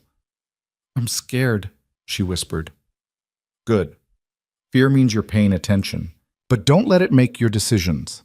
He kissed her then, soft and careful, giving her every chance to pull away. Lena didn't pull away. She leaned into it, into him, into the possibility of something she'd stopped believing she deserved. When they finally separated, Marcus rested his forehead against hers. Stay tonight. Not for anything except company. I don't want to be alone after today. Emma's with Mrs. Chen until tomorrow afternoon. Then stay. They fell asleep on the couch in his study, wrapped around each other like survivors of a shipwreck, holding tight to something solid in a world that kept trying to pull them under. The custody battle began in earnest the next week. Nicole's lawyers filed their petition, and Marcus's legal team responded with documentation of every missed visit, every failed drug test, every broken promise. It was ugly and public and exactly what Moretti wanted. Marcus distracted, off balance, vulnerable. But Lena had learned to see what others missed, and she noticed something interesting. Nicole's 6-month sobriety timeline doesn't match her lawyer's documentation, she told Marcus one evening, spreading papers across his dining room table. The rehabilitation facility she supposedly attended closed 4 months ago. The completion certificate is dated 3 months after the facility shut down. Marcus leaned over her shoulder, scanning the documents. You're saying the sobriety claim is fabricated? I'm saying someone got sloppy. They created a paper trail that looks good on the surface, but the details don't hold up under scrutiny. Can we prove it? Catherine and I already started. The facility's records were transferred to another program when they closed. We have a contact there who's willing to confirm that Nicole's name doesn't appear in any of their files. Marcus stared at her. How did you? I told you. I noticed things. Lena gathered the papers, organized them into a folder. But this only works if we can prove Moretti was behind the fabrication. Otherwise, it just looks like Nicole tried to fake sobriety, which hurts her, but doesn't stop him from finding another weapon to use against you. The answer came from an unexpected source. Vincent had been quietly investigating Moretti's recent activities and discovered something interesting. The lawyer representing Nicole had previously represented one of Moretti's shell companies in a fraud case. The connection was circumstantial but suggestive. More importantly, the lawyer had a weakness. Gambling debts, Vincent explained, showing them financial records that had been obtained through means Lena decided not to examine too closely. He's into some very dangerous people for close to $200,000. He took Nicole's case because Moretti paid him $50,000 up front and promised another $50,000 if the custody petition succeeded. So we buy him off, Marcus said immediately. No, Lena's voice was firm. We give him a better option. We offer to clear his debts completely, not as a bribe, but as payment for the truth. He testifies that Moretti coerced him into fabricating Nicole's sobriety documentation, that the whole custody petition was a setup designed to hurt you, and in exchange, he walks away clean. Marcus looked at her with something like awe. You've gotten very good at this. I learned from the best. The lawyer, his name was Reynolds, agreed to meet them at a neutral location, a coffee shop in Hyde Park, far from Moretti's usual territory. He looked exhausted when he arrived, the kind of bone-deep weariness that came from living with impossible debt and impossible choices. I can't testify against Moretti, Reynolds said after Marcus laid out their offer. He'll kill me. Not metaphorically, literally kill me. We'll put you in witness protection, Marcus countered. New identity, new city, a clean slate. Your debt's cleared, a settlement that gives you enough to start over somewhere Moretti can't reach you. Well, why would you do this? I tried to help take your son from you. Because you're a desperate man being used by someone who enjoys causing pain. Because I understand that desperation makes us do things we regret. Because I'd rather give you a second chance than punish you for being human. Marcus leaned forward. But mostly because I need Moretti to pay for using a sick woman and an innocent child to settle a business grudge. Your testimony does that. Reynolds was quiet for a long time. Lena watched the war happening behind his eyes, fear fighting against hope, self-preservation battling the chance at redemption. I want it in writing, Reynolds finally said. The debt clearance, the witness protection, all of it. Legal contracts that guarantee my safety. Done. The testimony came 2 weeks later, presented to the family court judge in a closed hearing. Reynolds laid out everything. Moretti's involvement, the fabricated sobriety documents, the $100,000 in payments designed to make Nicole's petition look legitimate. The judge was not amused. Nicole, confronted with the evidence, broke down completely. It turned out she hadn't even known the documents were fake.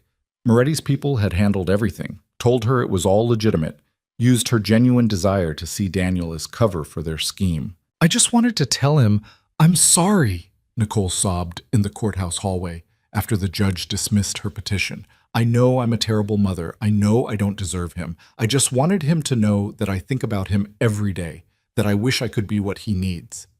Marcus's face was stone, but Lena saw the pain underneath. Nicole, you need real help. Not a 30-day program, not fake documentation, but actual sustained treatment. If you ever really get clean, if you ever really do the work, we can talk about supervised visits. But not before. Daniel deserves better than the chaos you bring. I know. Nicole wiped her eyes, and for a moment Lena saw the woman she must have been before addiction consumed her. Take care of him. And Marcus, I'm sorry. For all of it. She walked away, escorted by her new lawyer, a public defender who'd replaced Reynolds when the truth came out. Lena felt unexpected sympathy for her. Nicole was a victim too, just of different circumstances and different choices. But Moretti was still a problem. The custody battle had failed, but he had other weapons. Over the next month, 3 of Marcus's restaurants failed health inspections that were clearly fabricated. 2 of his shipping contracts mysteriously evaporated. A warehouse fire destroyed $250,000 in legitimate inventory, and while arson couldn't be proved, everyone knew who was responsible. He's escalating, Catherine warned during a strategy meeting. Moretti thought the custody play would destroy you emotionally and legally. Now that it failed, he's going after your business directly. Let him try, Marcus said.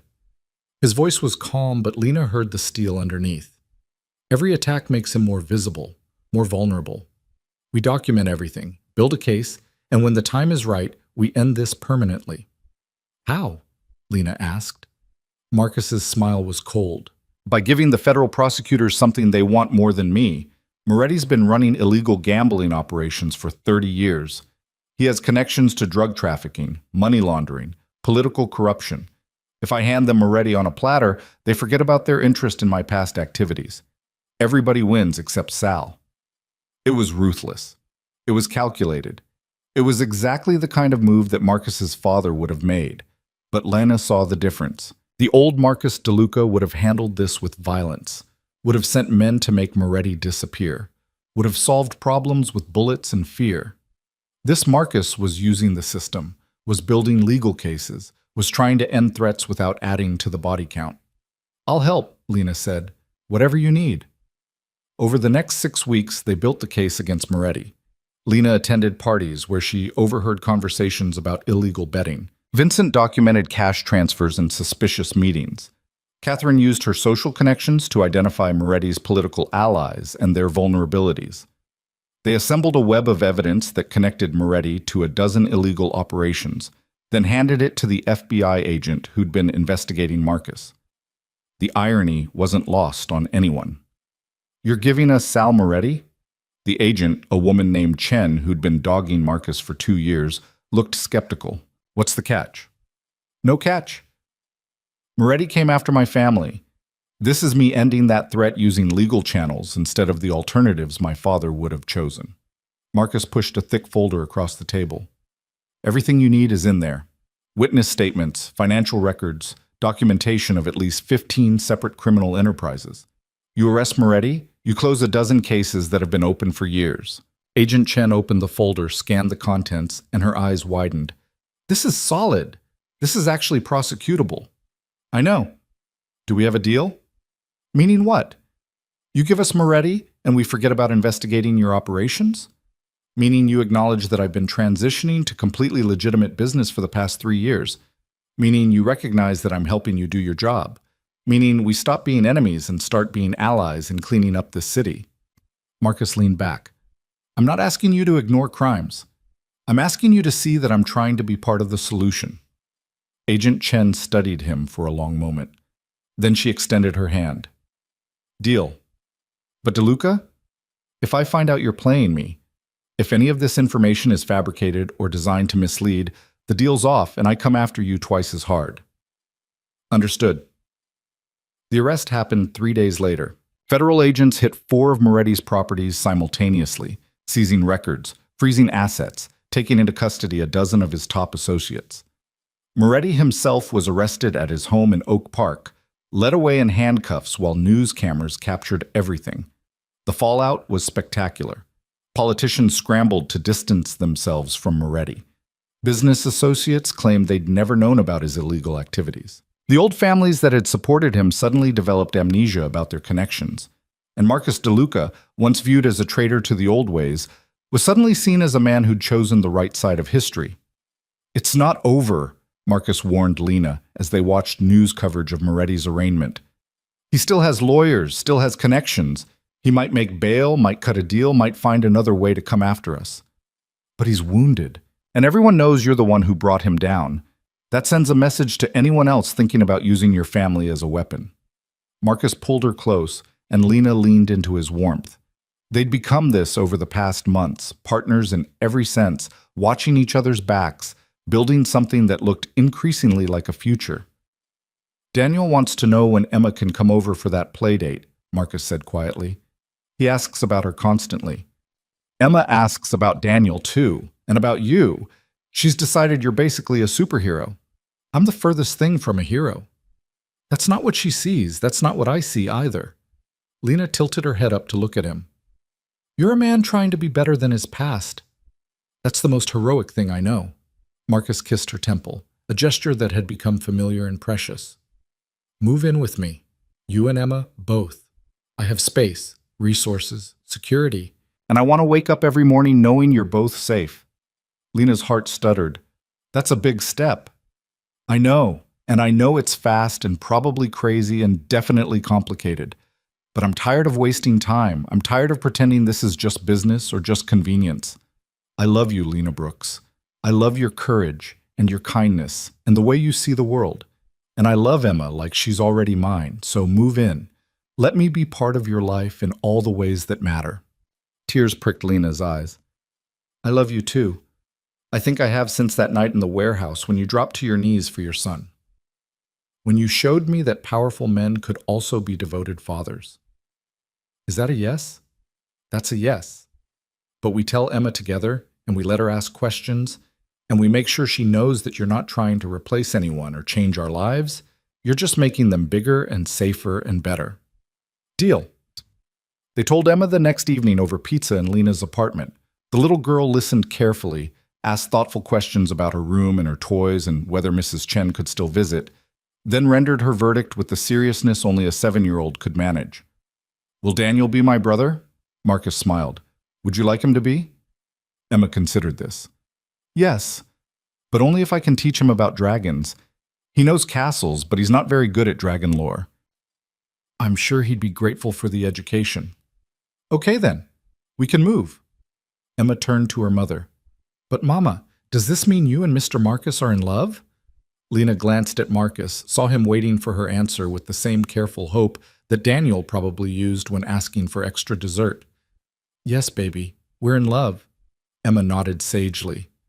I thought so. You smile different when he's around. Out of the mouths of babes came truth that adults spent months trying to articulate. They moved in 2 weeks later, Lena and Emma's modest belongings filling corners of Marcus's spacious home, making it feel more complete. The children bonded over shared trauma and resilience, becoming siblings in all the ways that mattered. Mrs. Chen visited regularly, delighted to find her favorite little girl thriving in a house with a yard and security, and 2 parents who clearly adored her. The night after they moved in, after the children were asleep and the house was quiet, Marcus found Lena on the back patio looking up at Chicago's light-polluted sky. Regrets? He asked, settling beside her. Not even one. You? Only that I didn't chase you down that rainy night and tell you then what I know now, that you were going to change my life completely. Lena laughed softly. I was a broke waitress returning $3,000. How could you possibly have known? Because only an extraordinary person makes that choice. Everything else was just details waiting to unfold. They sat in comfortable silence, 2 people who'd found each other in chaos and built something resembling peace. Outside the walls of Marcus's home, Chicago hummed with its usual mix of beauty and danger. But inside, for now, everything was safe and warm and right. Tomorrow came sooner than expected, wearing the face of Marcus's greatest fear. It started with a phone call at 3 a.m, the kind that never brought good news. Lena woke to Marcus sitting on the edge of the bed, his phone pressed to his ear, his entire body rigid with tension. When? His voice was deadly calm. How many? No, don't move, Daniel. I'm coming to you. He ended the call and stood, already reaching for clothes. Lena sat up, her heart hammering. What's wrong? Moretti made bail, and he just sent a message. Marcus's face was carved from stone. 3 of my businesses were hit tonight. Coordinated attacks, fires, vandalism, threats to employees. No one was hurt, but the message is clear. He's coming for everything I have. What about Daniel? He's with my mother in Wisconsin. I'm sending Vincent and a full security team. Moretti won't touch him. Marcus pulled on his shirt, his movements sharp and controlled. But you and Emma need to leave Chicago. Today. I have a house in Montana completely off the grid. You'll be safe there until this is resolved. No. Lena stood, moved to face him. We're not running. Lena, this isn't a negotiation. Moretti's out of options. His arrest destroyed his reputation, cost him millions in seized assets, turned his allies against him. He has nothing left to lose, which makes him more dangerous than ever. I won't risk you and Emma, and I won't abandon you when you need us most. Lena took his hands, forced him to meet her eyes. You told me once that you wanted Daniel to inherit something he could be proud of. How do you think he'll feel if his father sends away the people he loves every time things get dangerous? What does that teach him about family? Marcus's jaw tightened. It teaches him that I keep the people I love alive. It teaches him that love means running when things get hard, that family is conditional, that safety matters more than standing together. Lena moved closer. I'm not naive, Marcus. I know this is dangerous. But we've been building something here. You, me, Emma, Daniel, a real family. And families don't scatter at the first sign of trouble. This isn't the first sign. It's the storm. Then we weather it together. They stared at each other, wills clashing, until finally Marcus closed his eyes and pulled her against his chest. You're going to give me a heart attack. That's fair. You've given me several. Despite everything, Marcus laughed, a short, sharp sound that held more stress than humor. If you're staying, we do this my way. Enhanced security, no going anywhere without Vincent, and you follow every protocol exactly as I lay it out. Agreed? Agreed. The house became a fortress. Security personnel rotated in 12-hour shifts. Cameras covered every angle. The children weren't allowed outside without 3 guards present. It was suffocating and necessary and terrifying. Emma handled it better than Lena expected. She'd lived through her mother's medical debt crisis, had learned early that sometimes life got scary and you just had to be brave. Daniel, having survived his own kidnapping, understood on a bone-deep level why the rules existed. We're like a castle under siege, he explained to Emma one afternoon as they colored at the kitchen table under Catherine's watchful eye. The dragon is circling, but the walls are strong. When do the walls stop being strong enough? Emma asked, with the brutal honesty of children. Daniel considered this seriously. When we forget why we're protecting the castle, but as long as we remember that we're protecting each other, the walls stay strong. My dad told me that. Lena, listening from the doorway, felt her throat tighten. These children had seen too much, understood too much. But they were also resilient in ways that gave her hope. The attacks continued for a week, small, strategic strikes designed to bleed Marcus's resources and test his defenses. A shipment hijacked. A restaurant firebombed. Employees threatened. Each incident carefully calculated to cause maximum disruption without triggering a full law enforcement response. He's trying to draw me out, Marcus said during a late-night strategy session with his core team. He wants me angry, wants me to make a mistake, wants me to revert to the old ways so he can claim self-defense when he comes after my family. So we don't give him what he wants, Lena said. She'd been studying Moretti's pattern, looking for the details everyone else missed. Every attack has been against property or business interests. He's avoided direct confrontation. Why? Vincent spoke up. Because he's building a case. If he can prove Marcus started the violence, if he can claim he was just defending himself against a rival crime boss, it gives him leverage with the prosecutors. Maybe even gets his charges reduced. Exactly. So we document everything, we maintain the moral high ground, and we make sure that when this ends, Moretti's the only one who looks like the aggressor. Lena pulled out her tablet, showed them the timeline she'd constructed. But there's something else. Look at the targets. They're all businesses that Marcus has already transitioned to completely legitimate operations. None of the attacks have touched anything that could be connected to the old organization. Marcus studied the timeline, understanding dawning on his face. He's trying to force me back into the life. If he destroys my legitimate empire, I have to fall back on the illegal operations to survive. And if I do that, the federal case against me gets reopened. It's elegant, Catherine admitted grudgingly. Moretti goes down, but he takes you with him. Revenge and practical strategy all at once. Then we don't take the bait. Marcus's voice was firm. We absorb the losses, we rebuild what's destroyed, and we stay clean. Eventually, Moretti runs out of targets or resources, and when he does, we end this permanently. But Moretti had one more play, and it was the one none of them saw coming. It happened on a Saturday morning. Lena was making breakfast while the children played upstairs and Marcus reviewed security reports in his study. The doorbell rang, which was unusual. Visitors had to be cleared through 3 checkpoints before reaching the house. Vincent answered, then appeared in the kitchen doorway with a strange expression on his face. "Mrs. Brooks, there's someone here to see you. She says it's urgent." "Who?" "Your mother." Lena's world tilted. She hadn't seen her mother in 8 years, not since the woman had walked out of her life after Lena got pregnant. Her mother had made it clear that a single mother raising a sick child was an embarrassment she wanted no part of. "Tell her to leave." "She says Moretti sent her. Says if you don't talk to her, he'll make good on threats against Emma's school."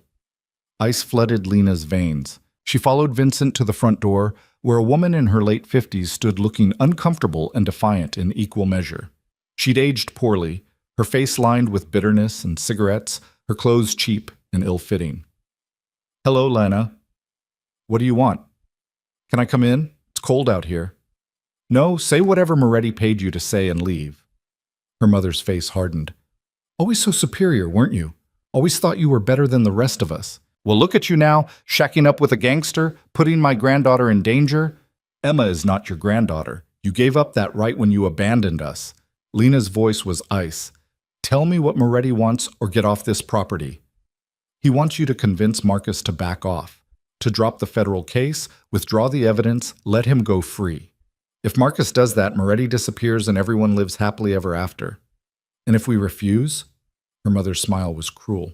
"Then Moretti has people ready to grab Emma from school, not to hurt her, just to hold her until Marcus sees reason. A few hours, maybe a day, just long enough to make his point." Rage flooded through Lena so intense she had to grab the doorframe to stay upright. "You would help someone kidnap your own granddaughter for money?" "I'd help protect her from the dangerous life you've dragged her into. Moretti's offering me $50,000 to deliver the message and another $50 if it works. That's more than you ever gave me.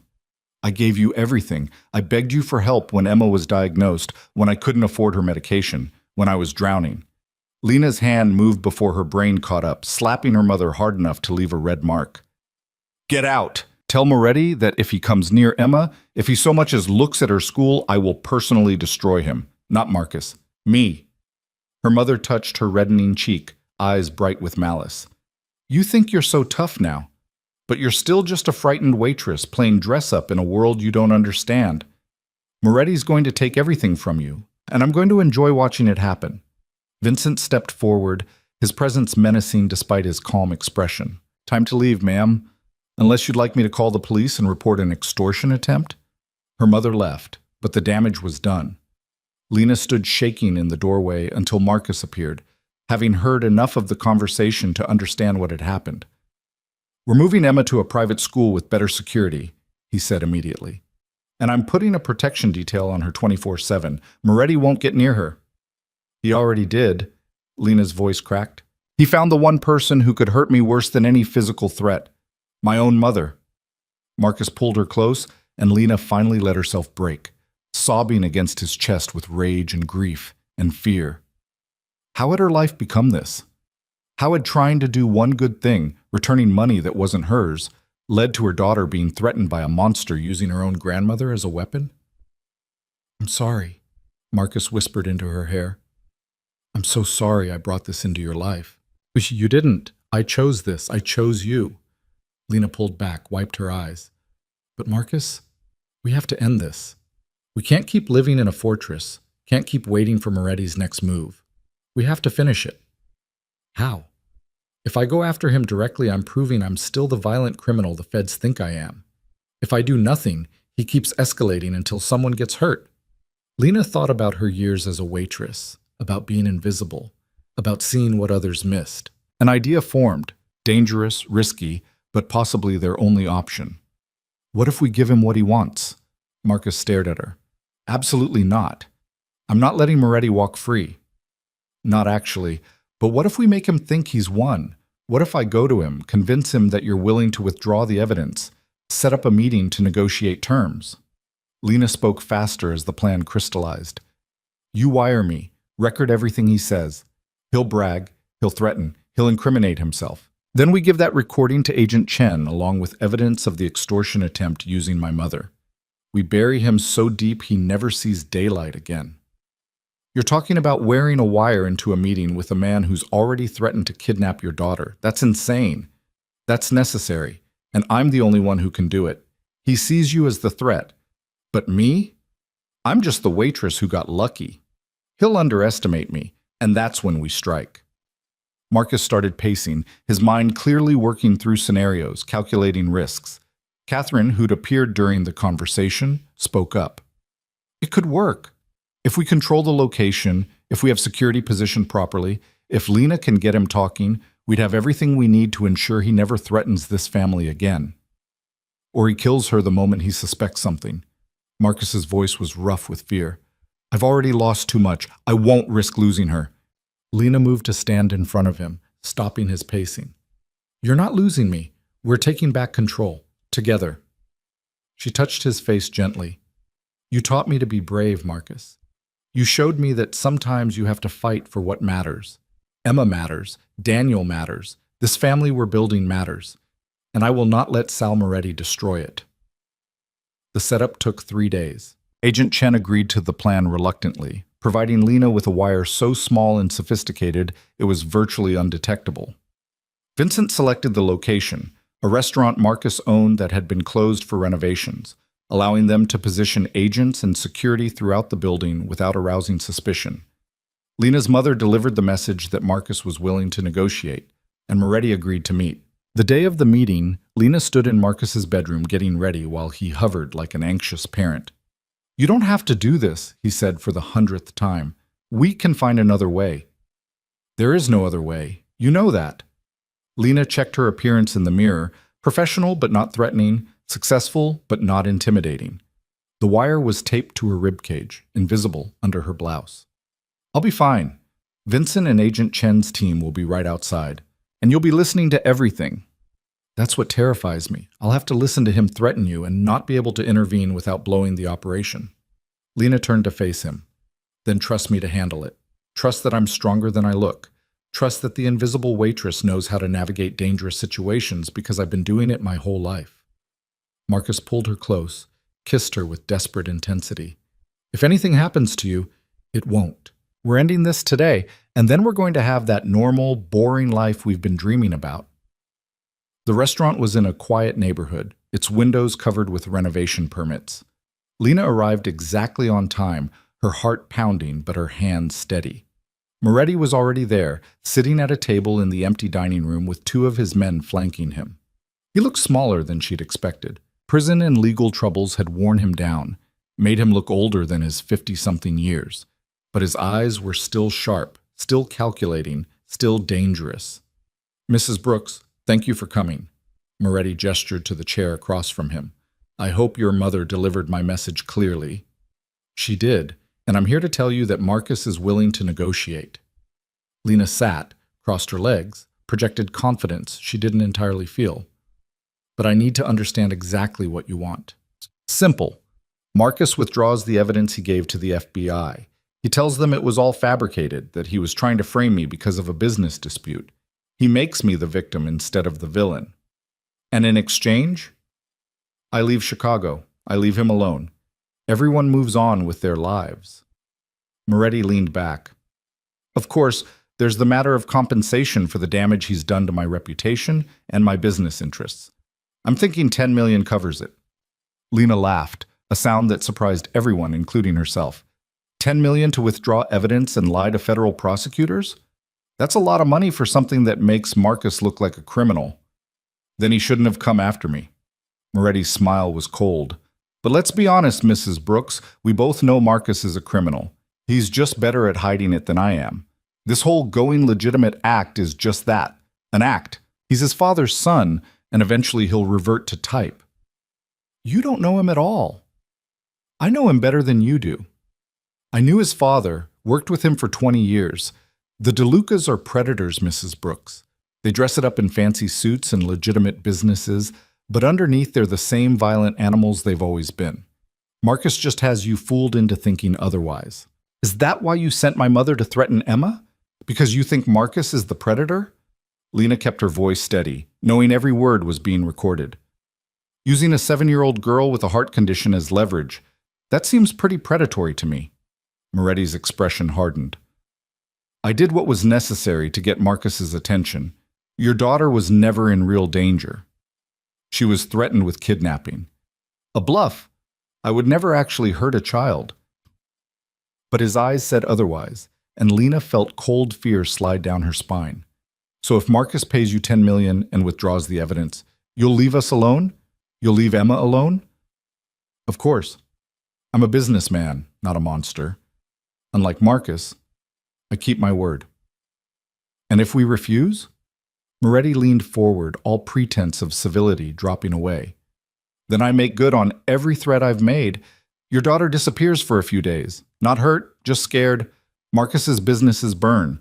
His son's school gets very interesting, threatening letters. Everyone you both love learns what it means to cross Sal Moretti. You're confessing to conspiracy to commit kidnapping, arson, extortion, and terroristic threats. Lena's voice was calm despite the fear racing through her. You understand that, right? Moretti's eyes narrowed. What are you? I'm the woman who's been recording every word you just said. Lena stood slowly. I'm the waitress who notices everything and forgets nothing. I'm the mother who will destroy anyone who threatens her child. And I'm the partner of a man who's trying to be better than his father, which means I won't let you drag him back into the darkness. Moretti lunged across the table, his hands reaching for her throat. Lena stumbled back as his guards moved, but before they could reach her, doors burst open from 3 directions simultaneously. FBI! Hands in the air! Agent Chen's team swarmed in, weapons drawn, shouting commands. Moretti was face down on the floor in seconds, his guards disarmed and cuffed. Marcus appeared through the kitchen entrance, Vincent and 2 security men flanking him, his face tight with barely controlled fury. You okay? He asked Lena, pulling her away from the chaos. I'm fine. Did you get everything? Every word, crystal clear. He's done. Agent Chen approached, holding an evidence bag with Lena's wire. That was either very brave or very stupid, Mrs. Brooks. I've been told there's not much difference. Lena's hand started shaking now that the adrenaline was fading. Is it enough? Enough? You got him confessing to conspiracy to commit kidnapping, extortion, and making terroristic threats, all while he's already under indictment for racketeering. The prosecutors are going to love you. Chen actually smiled. And for the record, you've got steel nerves. Ever consider a career in law enforcement? I think I've had enough excitement for one lifetime. Moretti was being led away in handcuffs, still shouting threats and curses. But they were empty now, the rage of a man who'd lost everything and knew it. Marcus kept his arm around Lena, holding her steady as they watched their enemy removed from their lives. It's over, he said quietly. It's really over. Not quite. Lena looked up at him. We still have to figure out what normal looks like. They discovered what normal looked like over the following months. It looked like Emma and Daniel becoming inseparable, their bond forged in shared trauma and strengthened by genuine affection. It looked like Lena transitioning from Marcus's consultant to chief operating officer of his legitimate business empire, her talent for observation and strategy proving invaluable. It looked like Sunday dinners with extended family that now included Catherine and Vincent, chosen family bound by loyalty rather than blood. It looked like Marcus and Lena standing before a small gathering of friends and family on a summer afternoon exchanging vows that promised partnership in all things, forever. You saved my life, Marcus said during his vows, his voice steady despite the emotion in his eyes. Not just in the warehouse, but every day since. You believed I could be better than my past. You showed me that redemption wasn't just possible, it was worth fighting for. You gave me a family I actually deserve. Lena's turn. You saw me when I was invisible. You trusted me when I was just a broke waitress with nothing to offer. You loved Emma like she was yours before we were even together. You showed me that courage isn't the absence of fear. It's choosing to do what's right despite being terrified. Her voice caught. You gave me a future I'd stopped believing in. The kiss was witnessed by 2 7-year-olds who cheered, by Catherine, who dabbed at tears she'd deny later, by Vincent, who smiled his rare smile, and by friends who'd watched this unlikely love story unfold against all odds. The reception was held in Marcus's backyard, which Lena had transformed with flowers and lights, and all the touches of home that had been missing from his life. Emma and Daniel served as ring bearers, taking their duties with the utmost seriousness. Agent Chen even made an appearance, bringing congratulations and the news that Moretti had just accepted a plea deal for 25 years. "You're free," Chen told Marcus quietly. "The investigation into your past activities is officially closed. As far as the federal government is concerned, you're exactly what you appear to be, a legitimate businessman who helped us take down a major criminal enterprise." "Thank you." "Don't thank me. Thank your wife. She's got more courage than half my field agents." Chen smiled. "And if she ever gets bored of the corporate world, she's got a standing job offer with the Bureau." As the celebration continued around them, Marcus found Lena standing by the garden, looking out at their assembled loved ones with something like wonder on her face. "Regrets?" he asked, echoing the question from months ago. "Not even one. You?" "Only that I didn't chase you down sooner." Marcus wrapped his arms around her from behind. "But then again, maybe we found each other exactly when we were supposed to, when we were both ready to be brave enough to build something new." Lena leaned back against him, watching Emma and Daniel play with other children, their laughter bright and uncomplicated. "You know what the best part is? A year ago, I was drowning in debt, terrified for my daughter's life, invisible to everyone who mattered. Now look at us. Now you're married to a reformed crime boss with enemies who will probably resurface eventually, with more responsibility than you ever wanted, still dealing with Emma's medical needs. But I'm not drowning anymore. I'm not invisible. I'm not alone." Lena turned in his arms to face him. "I'm home. That's what this is. Not the house, not the security, not even the financial stability. It's knowing that whatever comes next, we face it together." "Together," Marcus agreed, kissing her softly. "Though I'm hoping what comes next is extremely boring. Maybe some PTA meetings, school plays, teaching the kids to ride bikes. Don't forget the quarterly board meetings and strategic planning sessions. Those too, all the wonderfully boring responsibilities of normal life." But normal, they discovered over the following year, was its own kind of adventure. Emma's heart continued to strengthen, her artificial valve functioning perfectly, her prognosis excellent. Daniel thrived in school, his nightmares about the kidnapping fading as stability and love worked their healing. The businesses Marcus had built flourished under Lena's strategic guidance, expanding into new markets, creating jobs, becoming exactly the kind of empire a father could be proud to pass to his children. There were challenges, of course. Former associates who couldn't accept that Marcus had truly left the old life behind. Competitors who thought his transition to legitimate business made him weak. The occasional federal agent who wanted to make sure he was staying clean. But they faced each challenge as they'd promised, together. And then, on a snowy December evening 18 months after their wedding, Lena found herself standing in Marcus's study with news that would change everything again. "I'm pregnant." Marcus dropped the file he'd been reading. "You're... what?" "Pregnant. About 8 weeks, according to the doctor. I wanted to be sure before I told you." Lena smiled at his shocked expression. "Say something." You're pregnant?" Marcus crossed the room in 3 strides, pulled her close. "A baby. We're having a baby." "Are you happy?" "Happy? Lena, I'm terrified and ecstatic and completely unprepared and absolutely thrilled." He kissed her, then pulled back. "Emma and Daniel, do they know?" "Not yet. I wanted to tell you first." They told the children together that evening, watching their faces light up with excitement at the prospect of a new sibling. Emma immediately started planning how she'd teach the baby about dragons. Daniel began constructing elaborate castle modifications to accommodate a nursery. And Lena and Marcus stood back and watched their family expand, watched their impossible love story continue to unfold, watched everything they'd fought for become real and solid and permanent. On a spring afternoon 9 months later, they welcomed a daughter, Sophia Grace DeLuca, healthy and perfect and loved before she even drew her first breath.